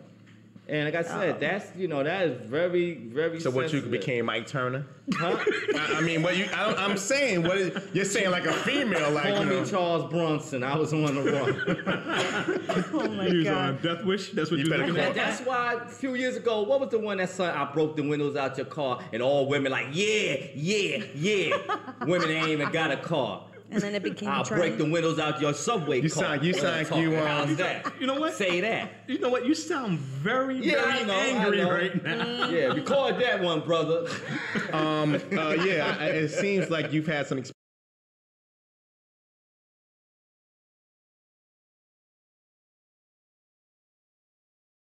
experience with you've seen the glass man several times. Oh, he blowing up your spine. I didn't have glass. I had tires. You broke the windows out of your car. Yeah, look what you made me do. See, thank goodness I never went through that. Can you stop spitting on me, please? Sorry, I didn't spit on you. This is what happens when brothers work together. Thank you, Todd. Yeah, Tom, exactly. The Charlie Brown Thanksgiving bring popcorn. Right, what else is in there? What else? Continue. Oh, Jesus. Okay. So Jesus Dwayne Wade and Gabrielle Union welcome a baby girl after congrats. secret surrogacy. Apparently, she revealed in a new book that she was trying for 3 years, and it was very difficult. I think she had about 8 or 9 miscarriages, unfortunately. So Gabrielle Union. So the only way that... Yes. No, her and LeBron. Yeah, listen, you know they do share things. Why you drop the mic? LeBron probably told Dwayne you dropped the mic. Just don't go to LA and LeBron be looking at you like, huh?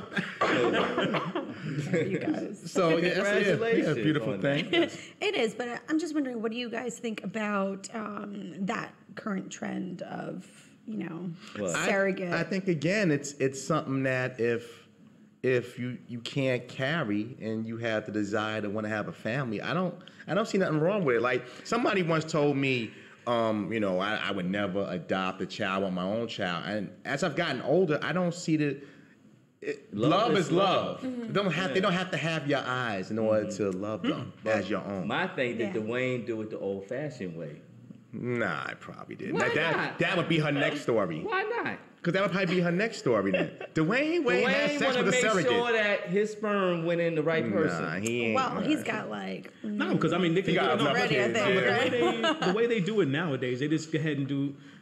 they use the parent's egg and sperm and just have it inside another woman. Yeah, That's all you it ever is. see those movies when you get a surrogate mother and she acts crazy? Remember the movie and also she wanted to kill the Why are you mother? always looking at weird movies? Because she don't leave the couch.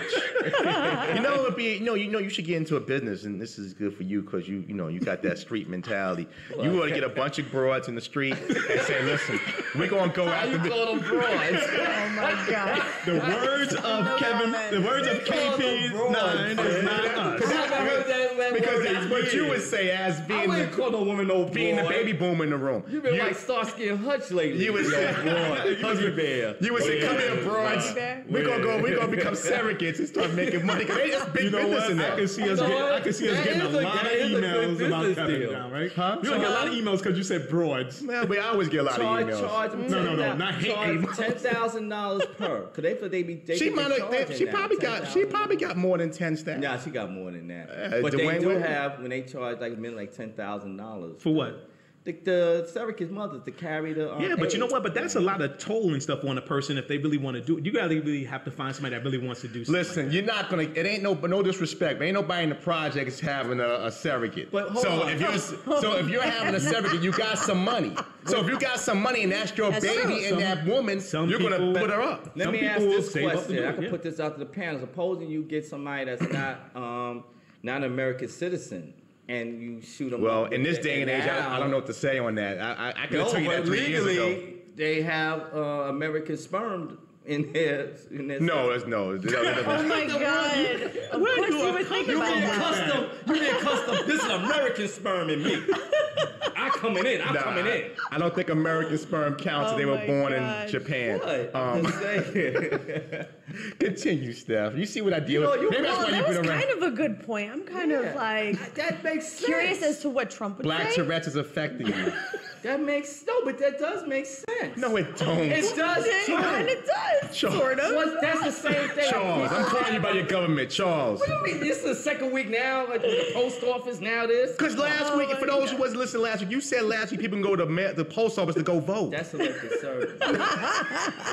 That's selective. Somebody said, "Where's the voting booth?" No, but selective service. No, but you said the post office. Yeah, your bad is right. Wait, hold but up. somebody did go. Wait, you actually said somebody can go to the post office to vote? No, I said the DMV. You can your license. You can sign up to become a registered voter. Same mama, same dad. You can do the organ donor with the driver's license. Why not? Okay. All right. So you Why we got quiet? Their shoulders went low. How old is this man? You said broads.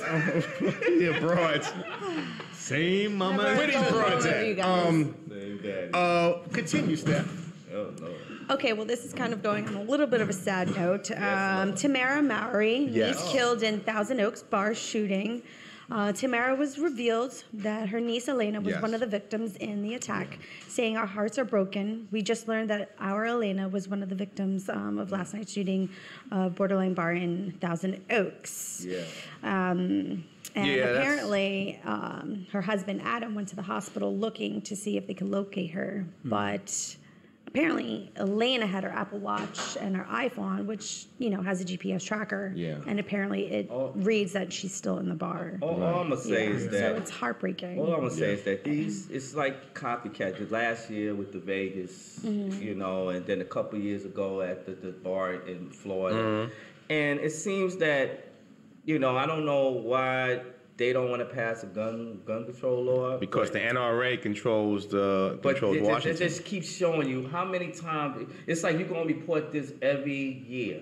Well, remember this? They said already for this year alone, it's already been over 371 murders already with shootings like this. Yeah. And it's and it's And these are not just guns. These are these are assault heavy weapons. Magazines. I mean, assault rifles. This guy was a military. And then they still don't know what the whole situation, what made him do this. So they still looking to investigate that. The crazy thing about that whole situation, there was people at that bar that were in Vegas last year. Well, it was one person, yeah. It Right. was two, It was no, a two couple- people. right. It was So two people. One imagine- didn't make it, yeah. Imagine just getting the courage to the go back mindset, out. right. And this, I wouldn't even want to go out anymore. It's going to take probably. It's going to take a while. But sad thing to say is that when you're in any place, especially like us in New York, public. yeah. When you're in New York, you got so many big businesses and everything else. Because like right now, even at certain jobs, that's letting people in, like hospitals and everything else. They got to look at this and try to worry about that, and then have to do active shooter drills and everything else like that. That's the sad thing, because I was listening to the same thing, like they was talking about this, and they was talking about parents are so scared now that the kids have to learn how to go about active shooting drills, which is so sad. Well, again, a generation before us, even before rodeo, there used to be. No, I wasn't trying to say you. I was. Why you only implement me in your conversation? No, I was trying to give you. You could have said before, in the 50s or before. Before rodeo. Well, okay, yeah, before rodeo, BR. BR. Oh. There was, we had the Cuban Missile Crisis. We had in schools. If you remember, as we were kids, you'd see the Fallout Shelter. Yeah, right, and that was the duck and cover. Duck and cover. drills, So it's sad that our parents and our grandparents went through things, and the same with civil rights of going through things that we have to now continue to go, and even a generation younger than us has to deal with it. It's become their reality. But you know what? The thing is that today ain't nowhere to go if something happens. It's nowhere to go. You just get on your hands and knees and ask God. Well, you just, again, like I said, it's easier for us to say, well, don't let these issues affect how you live, but for somebody who's lived, it's just it's rough, hard. It's hard. Let's continue on. Yeah, Rest some in brighter. peace. Give us some brighter news. Yeah, that too. This is more like drama. Well, he likes drama. He likes reality shows. 50 Cent clowns Mayweather over Japan fight debacle. Remember, Floyd pulled out on Wednesday, saying he never agreed to an official bout. Oh, God. You need to hush, honey. He's a window shopper. He had agreed to just a 3-round exhibition and only participated in the press conference because he didn't want to create disturbance. You know what Conor McGregor said about the image they had? It said, what's the new Rush Hour movie coming out? It was like the Chinese kid like from a boy band or something. He had that look. Floyd said that he was Duke. He said that he just thought it was just going to be an expedition. Exhibition. All right, whatever. Yeah. You two kids can learn how to read. Floyd probably say the same word I said. But yeah, that's right. Floyd got a great left hook. He only does things for the rich. Like a little. That kid, that young boy was punching meat in a locker somewhere, getting ready hold up. But he got knocked out? No, he thought it was going to be just like an exhibition, like Thunderlips versus Rocky. But no, this kid was getting it in. Like, yo, I'm coming to knock your old ass out. And they wasn't going to box either. They wasn't going to be boxing. It was martial art, mixed martial arts, yeah. So then what happened? Floyd pulled out and got smart. He's not stupid. He ain't stupid. You're not stupid. This is really the first time I've ever heard about this. He said, I'm officially retired. I'm going back to the strip club in Vegas. I'm going to chill. I ain't dealing with this. Smart man. Strip club, man. I'm stopping by there on my West Coast trip. You need to. Nobody, you didn't hear that on Miss Mike. I'm just talking. Towards the airport, too. I know. I'm going to make that trip. Continue, Steph. Demi Lovato breaks social media silence. Go vote. Demi Lovato has finally popped up on social media again in the wake of her near-fatal overdose earlier this year. Right. And she made a splash with her message, I'm voting. Good for her. I'm happy that, obviously she's dating Wilma, the guy from Your Mama, the MTV show. Oh, really? Wilma. Yeah, I forgot his last name, but I'm glad to see she's back up, and you just never know people with money and success. You never know what people are going through. She got over the drug habit? Well, she's an addict. You're always an addict. When you're an addict, you're always an addict. So you could always relapse at any time. She's fighting that every day, but, again, she's still did us civil liberties, which we appreciate. I think that's your last one. She's going back on tour? One more. One more tour. Okay. You guys got to hear this one. Yeah, you ain't been here in a while. Give us something real juicy. Yeah. Juicy? What are you talking about yourself? When I read this article, I couldn't help but laugh. Okay. Well, make us all laugh then. Miss Bum Bum.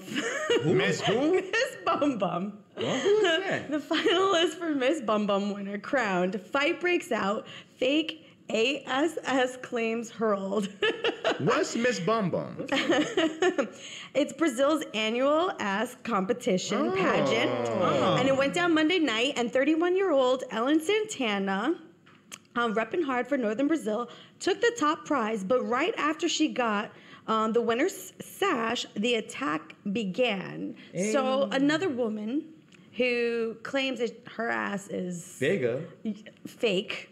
Okay, we're not talking about what's fake and what's real. Ripped her sash off and started a whole commotion on stage. They were stripping each other down? There's a video online that I'm sorry. You supposed to bring the videos of us. We're gonna send you to Brazil next year. Miss Bum Bum Contest is a Brazilian annual pageant show which airs to find the best buttocks in the country. Yes. It's a lot of good buttocks in Brazil. Apparently. Yeah, but you don't know which one is real or not. You better be careful. You better be careful. You don't know what's real and what's really real. Yeah. Just stick a pin in it, and if it goes. Other than you. No, but come on, seriously. What if Brazilian? Something like that? No. Oh, okay. I'm Puerto Rican Italian. Okay, close enough. On.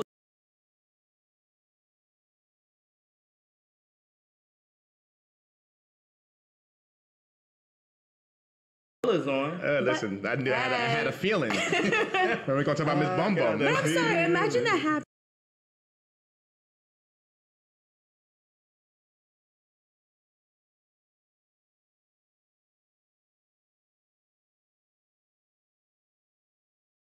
Happening on Miss USA. It has happened when they be in the back fighting and in the back, but on stage taking people's hair.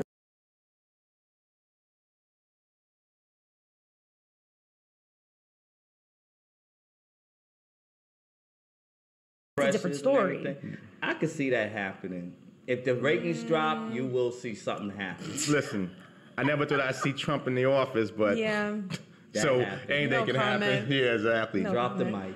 Steph, you got a new show coming out on CB Radio and Roku. You want to talk about it real quick? Well, that's how you come about your show. Well, they sound very excited. I am very excited. Okay. Right now, I'm just trying to figure out what I want to focus on. Right now, some of you don't know exactly I'm sorry, let me rephrase this. You only got 1 minute, so you rephrase quickly. That's why her show is... So for some of you who haven't seen my website is adventureswithpearl.com. I focus on travel, food, and inspiration. Mm-hmm. But I would like to focus a little bit more on the motivational part of on the show, as along with like real life topics. And Miss Bum Bum. And Miss Bum And when Bum. you have, I guess you'll have us like each week, some night from 9 to No, No, wait, hold on not a second. you. Imagine that. That's going to be... not you. Why? That'd be the best ever radio show. No, it would. Yes, it would. It would too. It'd be taken off the air. Stephanie Pearl with news. We keep the third hour going. We got some guests. We'll be back. Nafi Labs live on a Saturday. Come on back.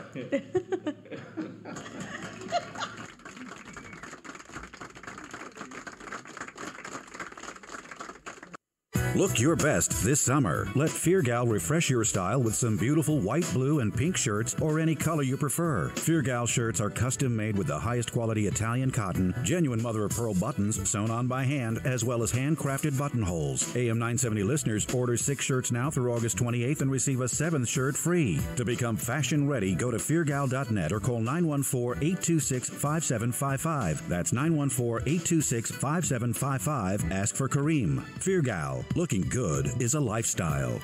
Want your child to receive Christian values along with a first-class education? Then the Flushing Christian School is your place, serving grades K through 8. The Flushing Christian School has been providing quality Christian education since 1950, delivering a passion for serving Christ to students for their benefit and for the glory of God. For more information, go to FlushingChristianschool.com or call 718-445-3533. The Flushing Christian School, 41-54 Murray Street, Flushing, New York, 718-445-3533.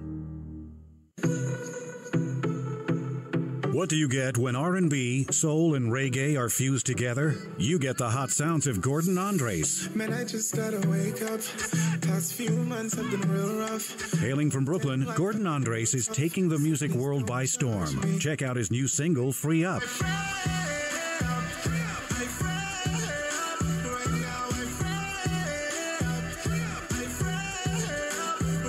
The good music revolution is here, and Gordon Andres is leading the charge. Catch Gordon Andres live on November 11th at Amazura Concert Hall, 91-12, 144th Place, Jamaica, New York. To learn more about Gordon Andres music, go to his Facebook page, Gordon Andres, and enjoy free music at SoundCloud.com. Search Gordon Andres. The future is now, and the future of music is Gordon Andres. Don't judge me.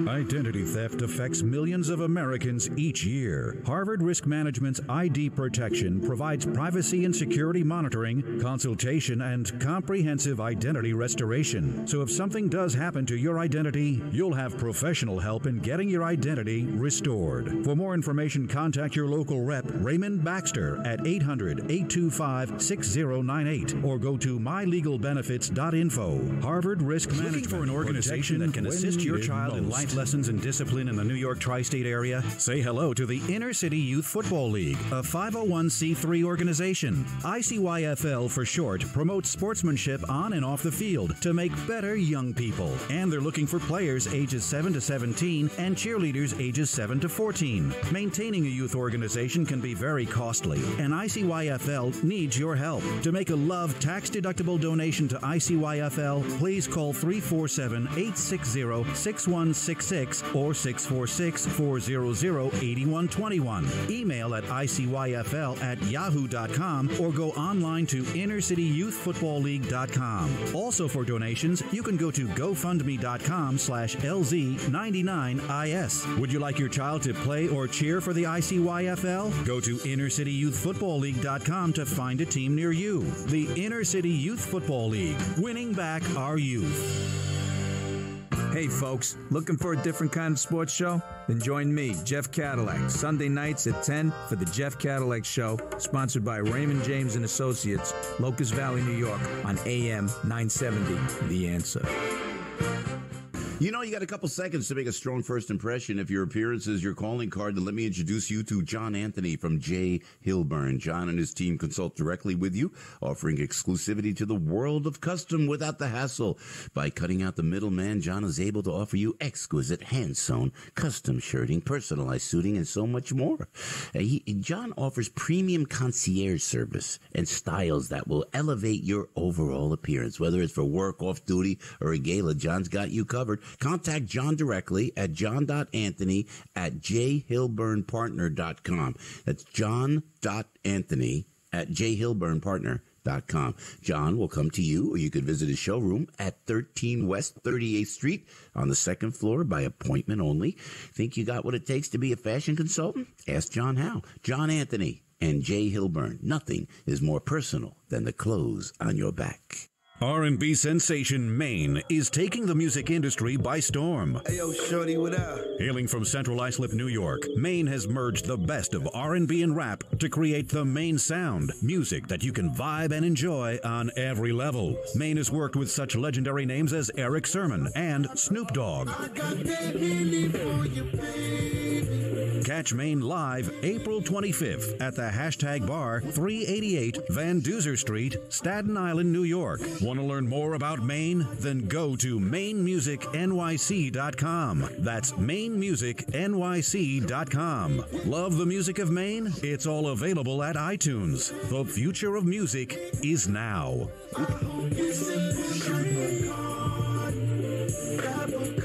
Remember to check out Maine live April 25th at the Hashtag Bar, 388 Van Duzer Street, Staten Island, New York.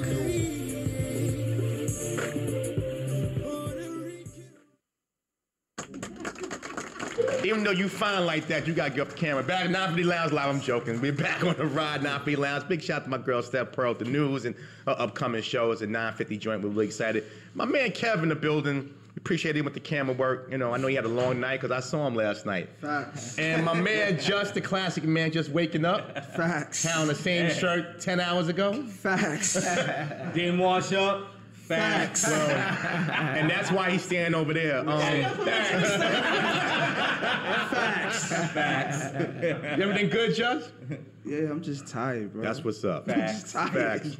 Well, we got a brother here that, you know, it's been doing some real superstar stuff. We've had a lot of people here doing some superstar stuff. Yes. But this guy here is a former basketball player, prior to Sacramento State. Oh, yeah. Played over at Hoops in the Sun. He was just with the Harlem Wizards. He's all over. And he's got an event happening November 30th that I'm going to let him talk about to you about. Ladies and gentlemen, welcome for the first time after a long time on 950 Lounge, my man Aaron Hargrave, a.k.a. H2O. What's good, brother?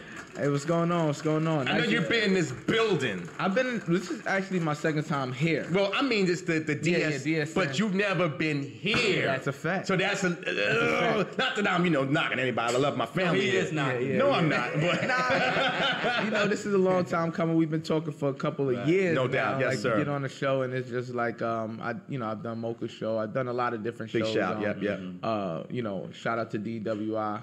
You know what I'm saying, for always holding me down. This is the first media who ever covered me for any of my Ball for Peace event. They were actually the official media before any of the other Hot 90s, all of the other radio stations. Starts with some. Started with here, and that's why I always would come back. But I've never been on your show. No doubt. But again, like I said, man, timing is everything. It's just when it's supposed to be. But again, congrats on your success, man. Thank you. It's a lot of people, and we talked about that earlier with Taj, a lot of people who are doing things, but everybody who's trying to do something necessarily shouldn't be leading. That's a fact. It's just the reality of it. But you're doing some major things, using sports as your vehicle. Talk about, what's your project and what's going on currently. Well, Ballin' for Peace started a couple years ago. Actually, this going into January will be year 5 already. I can't believe that. Wow. You know what I'm saying? Time flies. So my message is peace through sports. You know what I mean? So I started with the basketball game at Baruch College. 2015, I had like the likes of Jim Jones, Mac Wild, Lil Mama, all of them came out. Called up some of my friends like Graf and different artists, just to come out, you know, because it was a lot of senseless acts of violence going on at that time. The whole Mike Brown, Eric Garner situation. Not only in New York, but all over. Worldwide. You know? And so I wanted to do something positive, and what I know best is sports and basketball mainly. And it started with the basketball game. I didn't know it was going to be bowling and then, you know, flag football, the back to school supply drive. But I got so much great feedback from it, and it felt right. So it's something I want to continue to do. And I've been blessed to be able to do it going into year 5. You know what I mean? So, incredible, man. That's a blessing. It just started out from, you know, literally a conversation I was having with one of my homies, and we just made it happen. You know what I see that, you know, it's great that you're doing everything through sports because we all can identify with sport. I'm going to give you a new sport to do, horseback riding. Horseback riding? Yeah. Wait, hold on. Do you even know how to get on a horse? Horseback What's ride? my name? The Iron Horse. That's about it. I don't know. Rodeo. That don't mean nothing. That don't mean you know how to ride a horse. Yeah, I don't. Maybe. We'll think about that. Nah, you need too much insurance for that. Somebody gonna get hurt. Or swimming. But don't do that either. He's H2O. I can swim, but not everybody that I know can't. You know what I'm saying? So, he can't swim. I'm just gonna put my feet in the pool. Good call. You one of those? Not me. But I'm not swimming either. He don't even eat fish because of that. Yeah, exactly. I don't eat nothing that swim. I'm joking. But so again, taking this to another level and pushing it, it says a lot. But I want to start back with your back because the first time I think we met him. I didn't even know you because I know the Cruz brothers over at Hoops in the Sun. And I'm like, yo, you know, H2O. So when it's funny when the first time I actually physically met you, when D mentioned about coming to the football game. Yeah, we remember that. Yeah. Oh, yeah. It wasn't my finest hour. No, it wasn't. But it was your finest hour. In fact, I got that on film. Wait, this is not about that right now. Hold on, you ever had a brother that had an interception and all of a sudden you just dropped the ball because he was just too tired to catch the ball? Yeah, that was. I wasn't prepared for that, but you know, it was a real football. It was a real fun game to watch. It was cool. Well, Sorry we didn't have real players. No, I want to play next year again on that. Really? Because I'm in shape now. They just pulled me out. I was sitting down. I was with Shirley, hanging out, I don't know, all the time I was drinking. I used to drink. You embarrass yourself. And I go, no. You said you was gonna play. You said, I'm gonna go out there. We was on our way down, and he said, yo, these boys ain't ready for me. No, I wasn't ready for them. You had it reverse. I wasn't ready for them. The truth comes out. That one. That was a good one. You didn't miss nothing. You didn't miss nothing. Right. Don't worry, I got it on tape. I forgot my train of thought now, man. Y'all messed me up. You talking about when we first met him? Right, exactly. But thank you, Ed. So with Hoops in the Sun, obviously the name. So I'm like, when D, I said, that's the same dude. So to watch you grow from just pure basketball to this is amazing. But let's talk about the basketball for a minute. How did you know that? Because you've not just done it. You're not just going to the park and shooting hoops. You played overseas. You played college ball. You know, Big Sky. I think last year you had about 17 points. I did my research, man.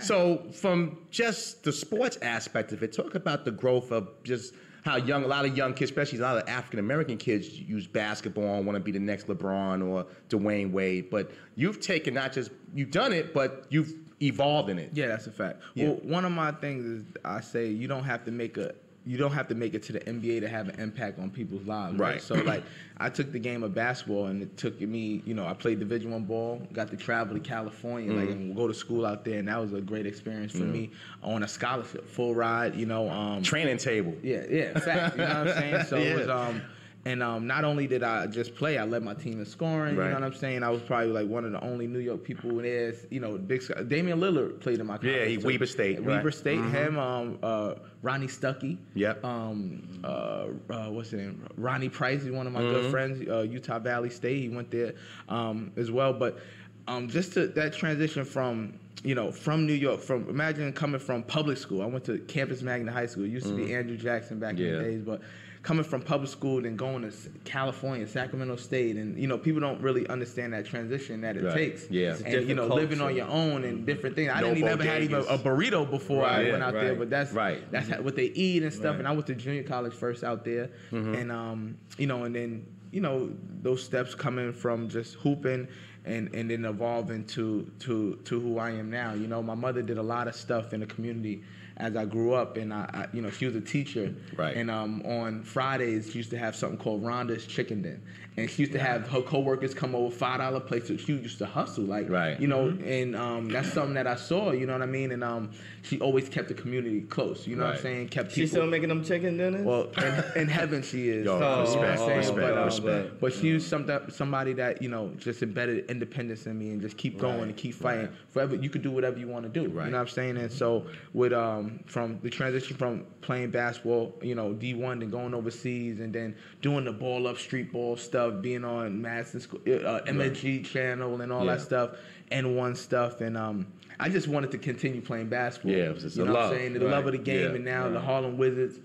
They're like right underneath the Globetrotters. They're you know, traveling. Now you mentioned, like you said, you was also, like you said, rocking and everything. Like that. I didn't. But the question is it hard sometimes? Because some players do say it's hard to go from playing street ball to playing actual conventional ball, because you used to all that flash and coach. Hey, I told you to go behind your back. I did it kind of in reverse. You know, I've always played like growing up in the park and stuff like that, but I'm like more of a structured player. So like, you know, playing Division I and playing overseas and stuff like that, and then coming playing like street ball. Like my game is not a street ball game. That's like your H2O. I got my name from shooting. You know what I'm saying? I had 57 points in Hoops in the Sun. Or like Drano. Yeah, my first game back from overseas. Yeah. So that's how I got my name, from shooting. Right. Threes. I hit 12 threes at Hoops in the Sun. Ed got backstage, you know what I'm saying? He always behind the basket. No, but Ed played his games at Sin City. He behind the stage. That's why they had to close it down. They make the best wings. Now this steak is pretty good. It was pretty good though. That's some good food. You lost. Kev was the only one that used to go to strip clubs for the cuisine. I had to bring clients there. No, because I got him into that spot over there because he didn't know about it. It's your fault, man. Blame you. It was good food. Good steak, man. They had, well, the guy now has own place. And I was just at his restaurant yesterday. He ain't got no poles, but he still make the good steak. In the Bronx. Big shout out to Chef Al, man. Big shout out to him. I'll send you the address and tell him I sent you. Okay, good steak. Like, oh, my brother. What kind of sauce was he using? No. I kept mine dry. Special sauce. So, again, we're talking to H2O, Aaron Hargrave here. So, obviously, it's fair to say that your experiences, Mama's Drive, playing in California, leaving the Bronx, and then overseas. Talk about the overseas life and how that, you know, a kid from New York seeing different streets, and it ain't a bodega on every corner or Ned the Wino, you know. I mean, talk about Ned the Wino out there. You still got Ned the Wino out there. Well, I'm saying, but it's a little bit different of other countries. You just think, you know, Grady. But talk about the overseas experience. Overseas was dope, man. It was definitely an experience, a different way of living, different style of living. You just adapt. Like for me, growing up, I just was able to adapt to different circumstances. Like I can go anywhere. I went from like even going from Queens to LA, then going to Sacramento. Like you know, Sacramento's like say Albany. Like, it's Cowtown. Yeah, it's not like the city life. Right. So being going to one place to another and just you know just adapting to that. So I feel like I could adapt anywhere. So like chameleon. It's just certain circumstances that you have to adapt to. And overseas was dope, but I looked a lot on YouTube. I didn't watch the TV. I couldn't watch. You know, I didn't really understand their language. So I used to go to practice, come home. You know, we had 2-a-days practices and play games, man. Like it was really lonely over there too. You know what I'm saying? And I would Skype with Heavy, like you know what I'm saying. But and watch a lot of YouTube. I watched a lot of battle raps, and that's how like I know a lot of them now. You know what I'm saying? Like the Cortezes and Math Hoffa. And who would have known it eventually all that battle rap would play itself into your event? I didn't know that watching them then. I just knew what I liked, and those are the people that I reached out to first when I had my events and stuff. And that's why you'll see a Murder Mook at my event, and then you'll see a Mac Wilds. Like it was totally different. Like, I'm like, yo, these are my celebrities. I like them. Like you know, what I'm you're a big fan of Mac Wilds and one of his first theatrical. He was on The Wire. Yeah. So that was the adapting that I had to do overseas was a lot different. It was a lot of more self. You know, I had a lot of time to myself. And had to figure out who I wanted to be and. So, but the ball out there was completely different too. Yeah. A lot more. It's a lot physical out there Yeah. too. They let a lot of stuff go, especially when you're American. They don't give you no calls. Oh yeah, I'm sure. So it's like the old NBA then. Yeah, pretty much. Like The ABA. Yeah. Or with a big woman. Yeah, I guess you would know about that. But listen, I know this is your fifth year doing this, but do you want to take this to other cities? Maybe like Atlanta, Chicago. Of course, Detroit. yeah. I just got back from Chicago. A month ago. Yeah, we got Chicago in the house. Yeah, man, player over there with the Argyle sweater. Yeah, from Chicago. That's what's up. My niece got her master's degrees in Northwestern, and she just was expecting a child, and all of our families here in New York. So I went to go see her. Me and my niece are like 6 years apart. Like people think it's like my little sister. Though. Yeah. Like, she used to come to my games and people think that's my girl. I'm like, yo, chill. Yeah, that's my niece, bro. Chill out. Like, you know what I'm saying? But I went to go see her. I know all the families here, and I think we're gonna go up there again for Thanksgiving to go spend. Evanston is beautiful, man. Yeah, she was somewhere not too far from the hood, but yeah. Well, that's how Chicago is. Yeah, it could be nice and then hood. You throw a rock, and then you in the hood. Yeah, but break yourself. But I think a lot of cities definitely need this. I think Chicago is. I'm gonna do something in Chicago. I did something in LA. I partnered up with my boy Nick from the VBL, from the Venice Beach Basketball League. We did something over All-Star Weekend, with the 3-on-3 Battle of the Brands and stuff.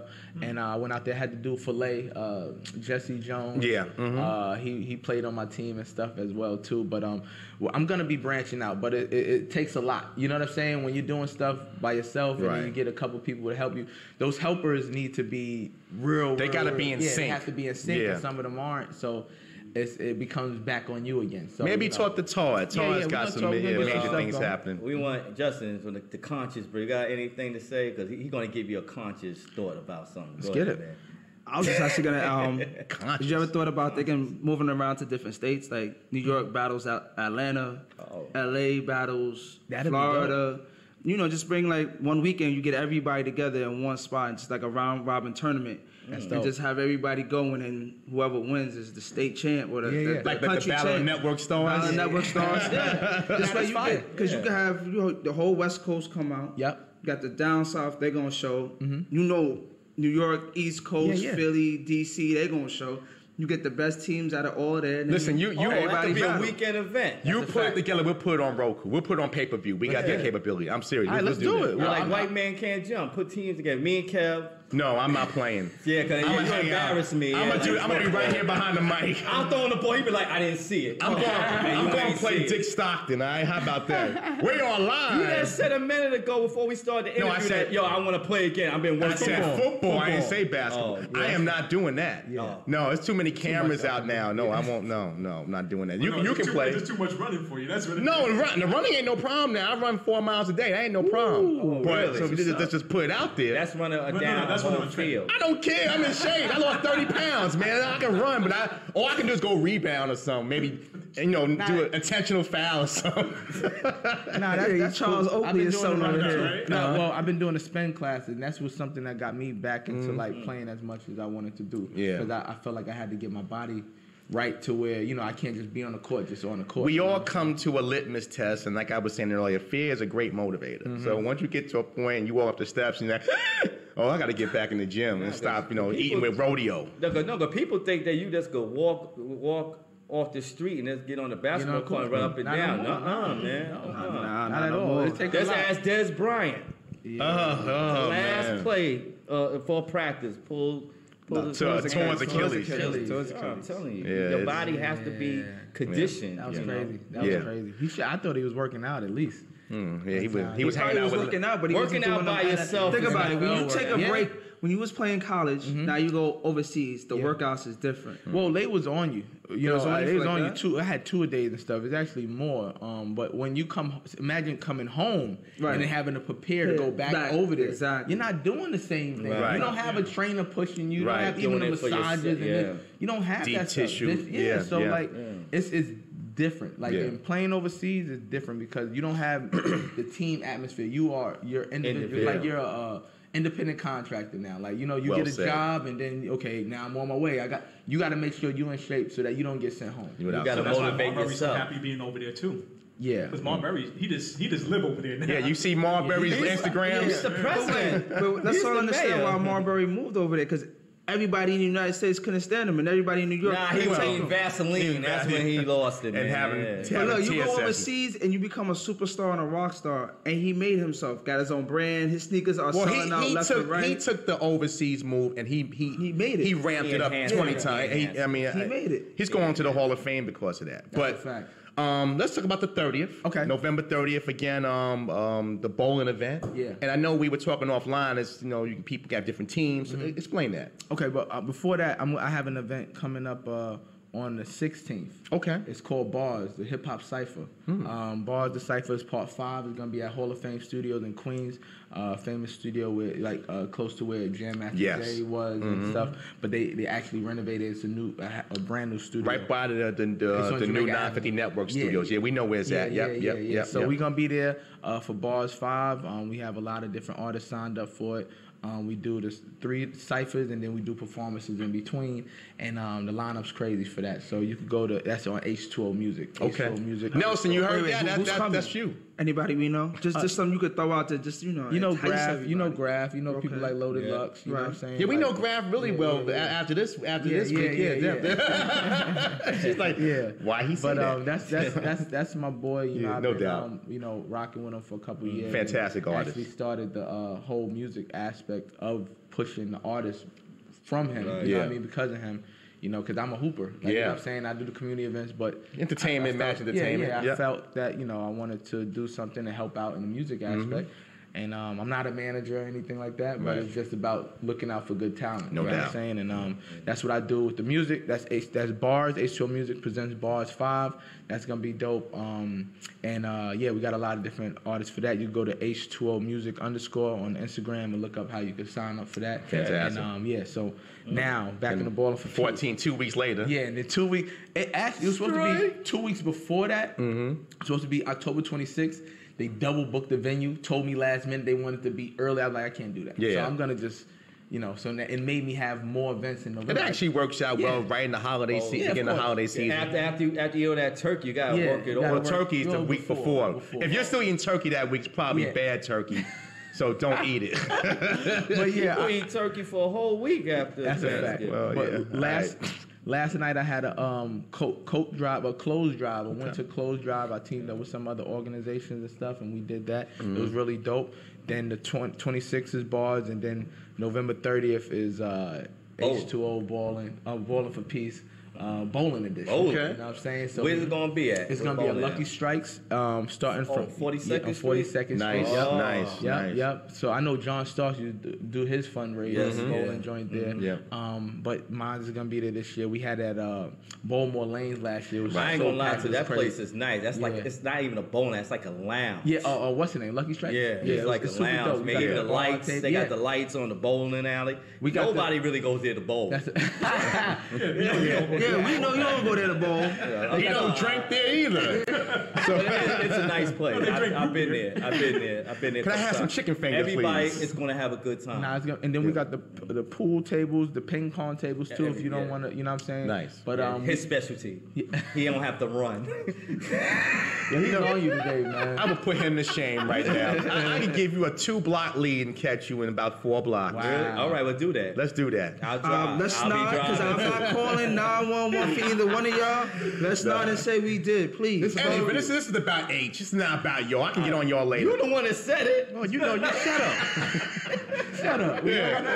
Shut up. If I wanted to curse, I can't. FCC will get me. So now you can choose teams. Yeah, so you go to Eventbrite. It's ballingforpeace.eventbrite.com, and literally people say, how can I get involved? All you got to do is sign up. You sign up. We have the uniforms sponsored by Wooter Apparel. So you have, for the Bronx, we have the Yankee theme.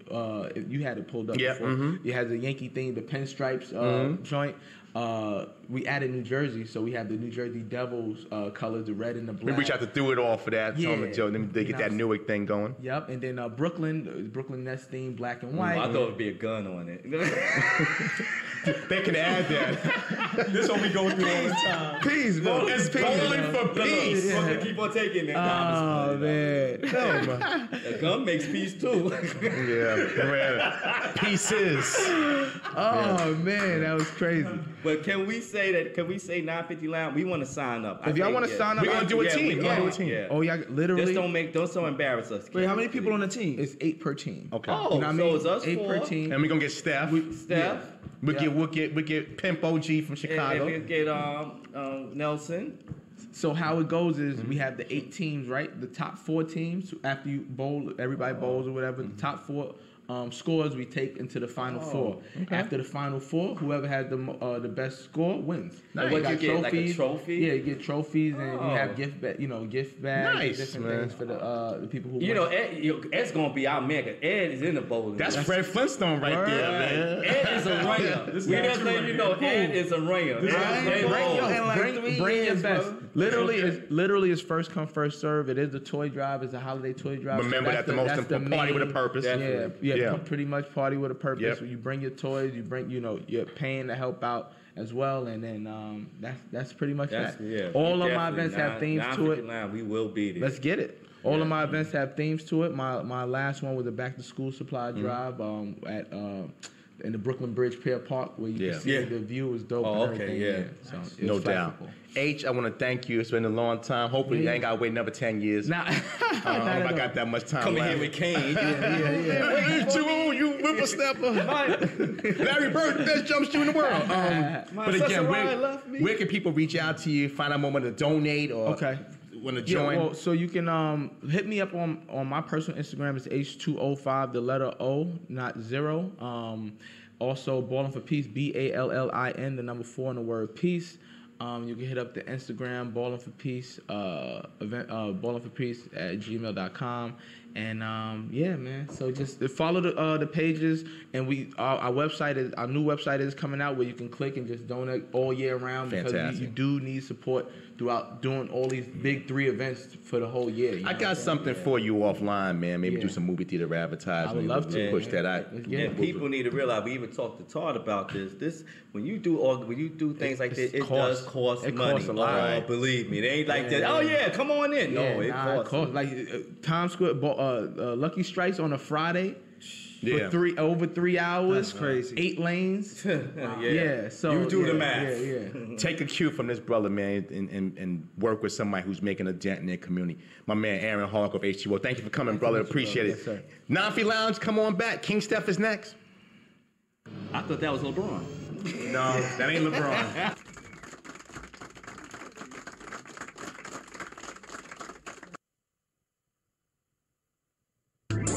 Everybody, it's your girl Tish Love. It's Darnell. Thais, along with your boy Uncle Dash. Be sure to download the DSNBX mobile app so you can check out our live stream. Especially if your team is losing on a Thursday night, we'll be there to lift your spirits. So remember, It's Get to Know Me live every Thursdays 9 to 10 on DSN.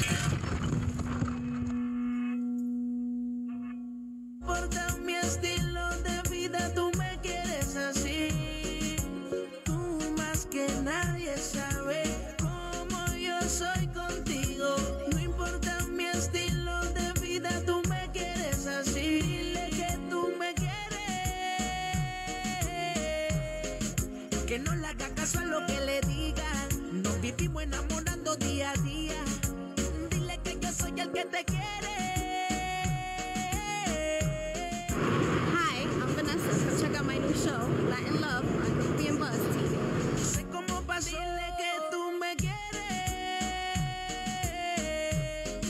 que no le haga caso a lo que le digan. Nos vivimos enamorando día a día, vida mía. Siempre que estamos juntos se hace bueno el momento. No me quieren contigo porque nadie sabe lo que por ti siento. Como soy de calle dicen que yo no soy fiel. Ya te he demostrado que mis ojos son para ti, mujer. No soporto. This Sunday morning at 9, Lily's International Christian Outreach presents a celebration worship service with special guest, Dove Awards nominee Alvin Slaughter. Lay down your burdens at the altar. Come out and receive your blessings from God at the King's Temple, 36 Franklin Avenue, Hewlett, New York. Again, that's Alvin Slaughter this Sunday morning, May 22nd, starting at 9. And it's free. Let's all rejoice in the Lord. For more information, go to liliesinternational.org. Join in the time of celebration. If you're like me, you're always on the lookout for a place to eat with healthy options. Well, look no further than Young and Juicy Cafe, serving healthy, organic, and wholesome meals affordably priced. Their made-to-order smoothies are crafted with the freshest ingredients. Y&J helps customers change lifestyle with customized healthy meal options built for life. Young and Juicy Cafe, 13 Lawn Avenue in New Rochelle. For takeout, call 914-654-1234. Young and Juicy Cafe. Eat to live. 914-654-1234. The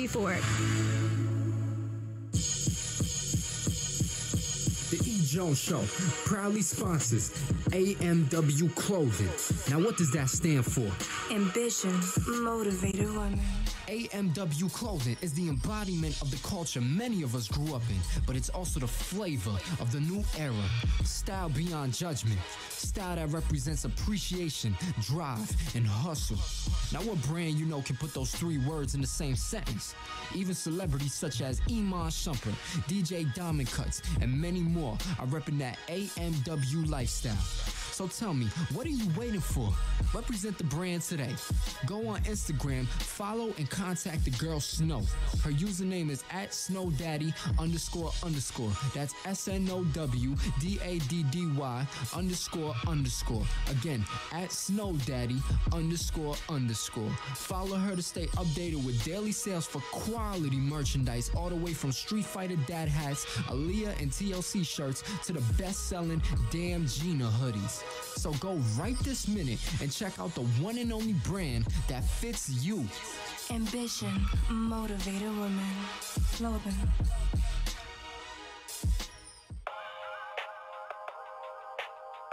Have you ever had a dream, a passion, a vision of greatness? We are DSN, the Matrix Studios Network, located in the Bronx, New York, the longest running online independent broadcasting network. We specialize in internet radio, podcasting, live video streaming, red carpet and backstage interviews, and much more. We are also a full-service recording production studio with in-house producers and composers with talented engineers.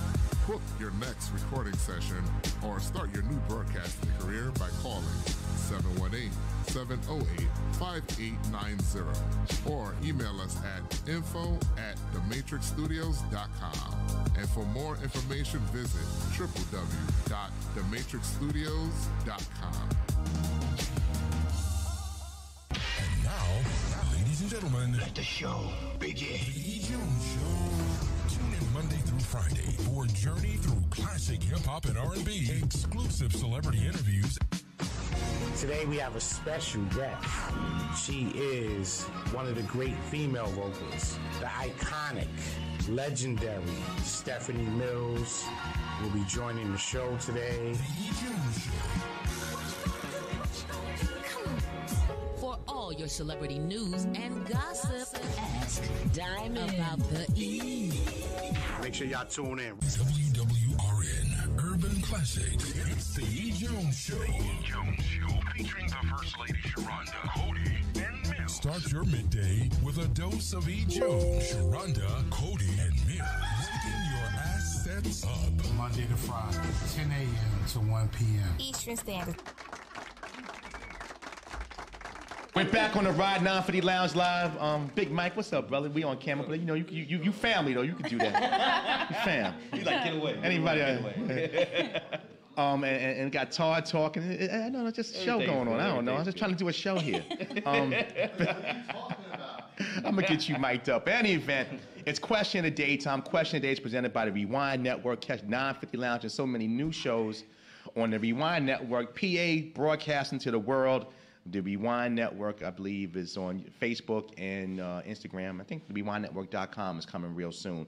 But this segment is sponsored by that. It's a young lady here who's a model, who's got a lot of thoughts on the political process and what's going on, and that's what intrigued me about bringing her here today, and I'm glad she accepted. Ladies and gentlemen, welcome to 950 Lounge and our Question of the Day segment, King Steph. Thanks for Strong having J. me. Now, Strong before J. we could, you gotta explain the King, because I'm like, somebody asked me, I won't even tell you what somebody asked me, well, King Steph, what does that mean? It was like a Caitlyn Jenner type question, and I almost slapped ignorant. it. And it was very, I was in an ignorant But place. I'm used to it. That's like the number one question on Instagram. Yeah. I just feel like the king just shows that you're not secondary to anyone. No there doubt. were female kings in ancient Egypt, ancient We gotta get you civilization. a So crown. I feel like when you say queen, you're like, oh, where's the king? I'm just like, nah, that's Right, you that's stand on it. your own too. Yeah. No nah, doubt. exactly. Respect that. And I really appreciate, I reached out to you on Instagram and about coming on the show. And again, following you now, so I had to follow you the last few weeks. You are very passionate, because when I first reached out, it was for something totally different, part of the show, but a different segment. But then I'm like, wow, this young lady really brings a lot of passion and energy, and I see you have a show coming up yourself. Yes. So I really wanted to kind of dig into the midterms with you. Sure. And we normally open the show up with our political conversation, but I wanted to hold that until you got here. Well, I appreciate that. No doubt. Now, obviously, This is what we do. Yeah. it's no secret that after Tuesday, we saw the country is still very divided between some of the elections. Senate races kind of went to Republicans, and the Democrats won back the House. Yeah. But your thoughts, you're very animated on Twitter, your thoughts on an overview in your mind on what went on Tuesday between just all the elections, the House, and the new Senate. Yeah, I think Tuesday, for people who were paying attention and really wanted, the Florida and the Georgia races to be like democratically favored, were disappointed. I was disappointed myself, but I think that you have to kind of look at the bigger picture with everything that went on. Like, we did get control of the House again. There's so many races, so many firsts. I think 100 women went to the House, right? Yeah. There's 103. 100 plus. 103 went to the House. Yeah, first Muslim women, out of first Minnesota. openly gay governor, Alexandria Ocasio-Cortez. Yes, Native Americans. Alexandria Ocasio-Cortez, she was on the show before. She's from the Bronx. She's Puerto Rican too, so shout out to her. But she's the youngest person ever to, be. She can't even afford to move there. Did you read that? Yeah. Crazy. We talked about crazy. So I think that a lot of people were disappointed at first. I know one of my friends went to FAMU, so she was very big on the whole Gillum run. And when it didn't turn out, I mean, they're still recounting, but I think we need to look at the bigger picture and not focus, because those were like red strongholds. And they're now for the purple. race to be that close, you know what I mean? That would have never happened. So I think that when Donald Trump is elected out of office, like, you'll see that these things have really shifted. I mean, he's acting a fool all the time, so you can't help but not. So no, stop. No, he's not. No, he's not. No. All right, so let me get this real clear. When Trump was going for election, there was 4 of us up here. One of us had to go to the other side. Why? Why not? Why? You have to have that dichotomy in the conversation. No, you don't. So if you're coming from a place of like rational fact and like a platform that actually makes sense, then sure. But if it's completely irrational and based on hate, then you can't be on the other side for anything. So I took the brunt of sticking up for Trump. Well, I don't think you was sticking up. I think what you was trying making to say points, that right, making exactly. points. So that, right. Not so much to say he like was right or devil's wrong. advocate. Exactly. Right. But he is very wrong. He is the devil. A lot of presidents have their issues. He just has. No. But see, the thing a lot more issues than everybody else. The thing with Trump, and I was talking this to backstage the other day about again, the political thing I'm passionate about as well. And I happened to find, I don't know, 2 weeks ago when Trump had, on a Friday, Trump had the Black Republicans for Trump rally at the White House. It was on a Friday. Yeah. So I, being the journalist that I am, I did some research on it, and I told Ed, not that people should have their own minds, no matter what, but it kind of bothered me because it seemed like some of the things I was reading by millennials just didn't make sense. Now, if you go back on Trump's history, the 70s, Trump was sued for segregation in his apartments. The Central Park 5. Yeah. We can go back in this man's history.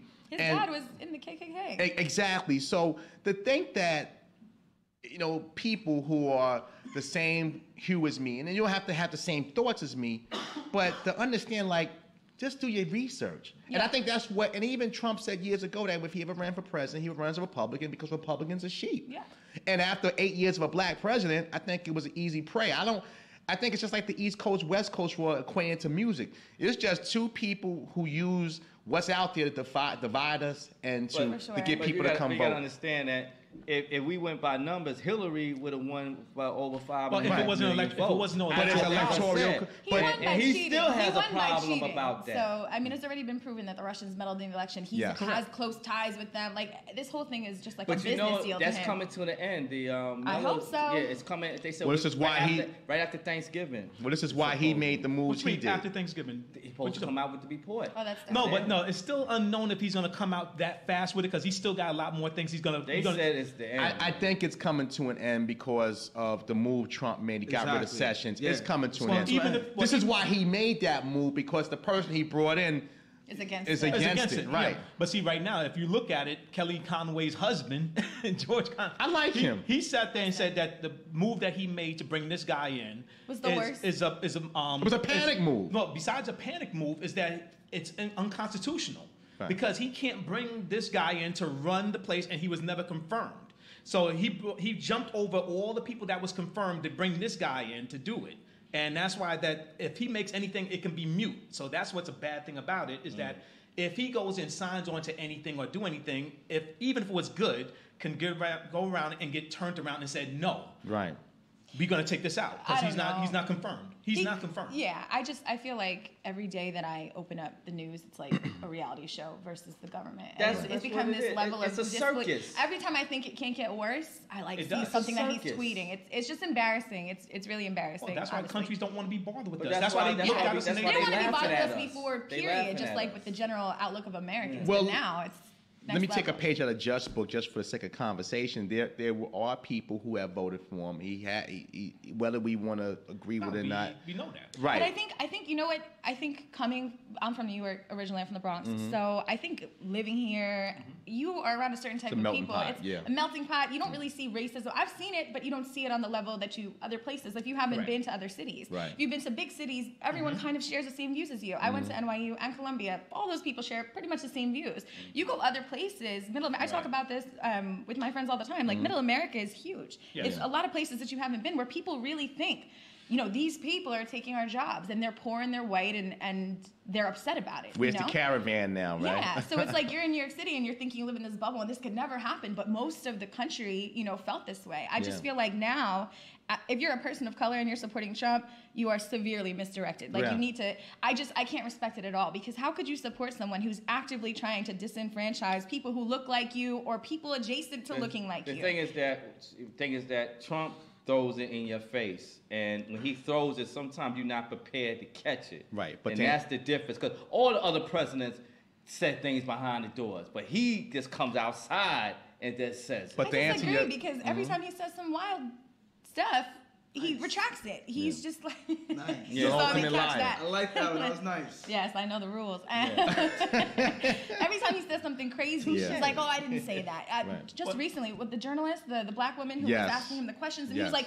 "You're right. First of all, you can't be racist against white people." He made a comment yesterday about Michelle Obama, because she got a book, and we was talking about this when he came about. She put her family life in danger about the birtherism. Mm-hmm. And now he came out yesterday and said, well, if you don't like me, I have a problem with your husband by messing up the military. It's like tick for tack, It's like you got to think of something to say. It's like a petty child. Yeah. Mm-hmm. He is a big child. He is a big baby. That's the whole thing with him. But he's an old baby. But just like the thing that you were saying right now about the blacks right now being for. I mean, I understand you got some black Republicans and everything else, but to sit there. I don't have a problem with black Republicans. But I'm saying, but the people going out there and following him and then praising him and making it sound like he's this great messiah that's doing things, it's not right. Well, to think that we'd be naive to think that Django and movies like that don't have a real etiquette to it. Steven? Right, exactly. There are people, and even going back to slavery, there are people who will look at themselves as inferior in their own mirror. Mm-hmm. And again, it's self-hatred. When you're the other, you want to align yourself with like the oppressor. So actually the results were really interesting in Florida, especially because so many Latino men voted Republican. Yeah. And no, even in the election for governor. Right. And if you're looking at it's like 46%, it's almost half the percentage. I'm glad you mentioned that because, and I love my Latino brothers and sisters, but after what happened in Puerto Rico, where U.S. just kind of said, the president said he didn't even think that Puerto Rico was part of, was a U.S. colony. Right, so what happened in Puerto Rico, what's happening in our world, what and again, you're Spanish, I believe, Latin. I'm mixed, so I'm black, white, so you know a little bit about, you got some family. Thanksgiving is really giving. So your thoughts on that from a standpoint that, that self-hatred is that got to play in some play here, because it's you got Well, there's a lot of colorism in Latin America, period, and a lot of white Cubans lived in Miami and Florida because they came from Cuba to escape when people were shutting down all the rich people. So when you go to Cuba, I love Cuba. When you go there, it's a lot of black people. When you're in Florida, it's a lot of white Cubans, and I feel like a lot of Latinos who are lighter align themselves and identify as white, not realizing or failing or refusing to realize that at the end of the day, your last name is Gomez, homie. They're going to treat you the same way. Like, just because you're white presenting and you can pass sometimes, at the end of the day, you are this thing to them. They're the people that they envision when they're talking about building the wall. They don't know the difference between Puerto Rico and Mexico. They just know that you speak Spanish and they don't like you. So I feel like it's very ill-informed to align yourself in this way. It's not going to help you out in the long run. Look how many people voted for Trump thinking that he was going to be a voice for the poor and the impoverished whites, and then he's cutting all your health care. You can't pay for your heart medicine. He can't identify with that. But the whole problem was that a lot of people did not know who he really was. They just know him from The Apprentice. People that's on the other side of the that should be reason enough to not vote for him. True. But that's what people look at. But they don't know about all the history that he went through, like we know. He ran on a dare. He ran on a dare, and he didn't think he would win. He didn't think he was going to win. Well, I don't think it was even a dare. I think he just did it just to get more money and to get more. He wanted to get more money from NBC. So he. I don't think that at all. I think he knew exactly what. I think he was the ultimate spin master, and he played the situation to his complete total. There's no way he didn't know what he was doing. He played this guy. This guy beat 17 established. He beat a Bush. So what I'm trying to say is that no, he swaggered. He didn't even spend his own money because the media covered him. He used Twitter. He didn't need to spend no Twitter. Whatever. You say Twitter, I say Twitter. You say Twitter. Whatever. I'm sitting next to Rodeo. But he took that whole situation and swagger jacked it. From a marketing perspective, it was amazing. But what it is that he doesn't mind scorching earth. He's about winning elections. Just like what happened last week. He cared about people. He cared about winning elections. No. All his thing is about that. But the beginning, if you ever looked at it, yes, he went in. He didn't expect to win. I don't think he did. And 17 is he didn't expect it because when you saw him up there about to take the oath, he's sitting there grabbing Melania's hand so hard because he was nervous as hell. But the whole thing is he didn't expect it.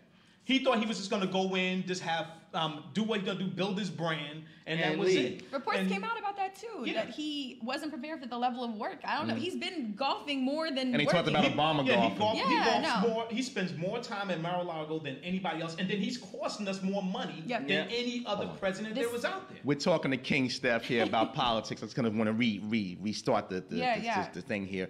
Now, to answer your question about the diversity, let's go to Texas. Now, you got a guy named Raul Cruz, a.k.a. Ted Cruz. I'm saying that same mentality. That's his name. His real name. His name is Raul. Raul. His name is Cruz. Right. He's a white Latino. So from a standpoint of it's a whole nother thing. Even worse. Yeah. With running against Beto O'Rourke, who became a national sensation, had LeBron wearing the hat and everything like that. Do you see, even though O'Rourke lost the Senate race in Texas, you see him as a presidential candidate in 2020? Gillum too. I feel like you have these charismatic people coming out who are really standing up for the new progressive wave of what people want and not ignoring it. You know what I mean? So of course, I feel like everything happens for a reason, and they didn't win their races, but look at the national and international coverage that they've gotten. Now people know their names. They know what they stand for. Gillum has still got a chance. But, I hope. Yeah, I really hope so. But now with Beto, the one thing that he did is that he raised the most money, and then on top of it, if you look at it, Texas itself was really swinging more towards purple anyway than staying dead red. So he did a good thing, because whoever thought that you was going to get that close as a Democrat in Texas. For sure. And so a lot of these races, even though some of them that we did not win and everything else as Democrats, it's setting up the stage to change it a little bit more demographics. And then now with the within 2020, when they start doing a redistricting, it's going to change and it's going to move those lines around a little bit more better. And hopefully they just keep it neutral. Figure that out. Hopefully they just do it neutral and so that well, it doesn't have to worry about that. The lines have changed in a lot of states. I mean, they have the it changed in Pennsylvania. Gerrymandered. Right, gerrymandered. It changed in Pennsylvania. It changed in Ohio. So you're seeing a lot of that map. And again, because the Northeast is so populated, people moving into Florida, they're moving to Texas, they're moving to Arizona. Nevada would always be Republican. They got a Democratic senator. So the map is changing. So did what you call it, Alabama. They got a couple. They got a Democrat in there too. Yeah. No, I'm just saying, but that holds the Alabama thing. I mean, with Jones, But the whole thing is that you're seeing right now is that now the Republicans are hurting themselves by staying one type of thought and one type of party. Now, when you got even though I get mad when I keep hearing all these reporters talking about what the Democrat message is. I mean, the Democrat message is going to be what it's going to be. But it's just so many different thoughts that people coming out, and that's why people are looking at going to the Democratic Party now. But me and you always talk about the Democrats and everything else. I said, well, the whole thing is you got to go out and actually join and then force them to do what they need to do. No, my thing to you, Ed, was I'm not pro-party for anybody. Hear me out. Hear me out. I know this is only a 3-hour show. We're coming to the end. My thing about Democrats and Republicans is that in the past, I've grown up in New York, like all of us have done. And I've always seen when it's time for election, they're giving out turkeys and coat drives and vote for me. And then 2 months later, I don't see nobody. Now, the Republicans are no better because they have their own issues. They don't even come. Right. They don't care about the vote. My thing was, I'm not about party. I'm about the individual. If John Kasich decided to run 2020, I might vote Kasich. Now, but I kept telling you, and I told you it's your fault for those guys not coming to your neighborhood and not saying anything because you don't go and force them to do so. If you go out and you be part of your community and you start telling them, they're going to want your vote and they're going to keep coming around as much as you need them to come around. I don't know about that. No, because some of them I feel like it's your responsibility as a public politician to come to those communities. You can't just come to those communities because you hear people like hooray for me. But you have to. But if you But you also have to participate in your civic duty. If you didn't vote, you have nothing to say to me about anything that happened. We got to start holding these people in office to what they say. Because regardless of party. Regardless of party. If I say I'm gonna cut your taxes, damn well, I better do what I say because too many. That's why they say politics are the dirty game. They just lie. Correct. But that's what I said in the past. That the Democrats use that to their advantage because they knew wasn't like on the ballot in the Bronx on Tuesday. There was races. There wasn't nobody on the other side. They're like, nobody's just. They're not even running a Republican. So what I'm saying that we got to keep the politicians in check. I don't care what party. That's what I'm saying. Yeah, I never disagree with that. Because there's good on both on both sides. The guy from West Virginia, we won his election. He voted for Kavanaugh. So you can't say, Democrats, Republicans. But listen, I'm not saying all like that. I'm just saying that if you're gonna try to go into a party itself, you need to go ahead and if you're going to go in, you're going to go in and try to make sure you make your views and everything else to go through it. Steph, we got a few minutes. I got to have you back because we can't. What we want to talk about, we're running on the clock, but we can't cram. We can't cram it in. So much to say too. I know that's why we're gonna get you back. But real quick, I got a few minutes, and you got a show coming out yourself. I want you to kind of share with our audience what your show will be. Yeah, it's been in the works for a while.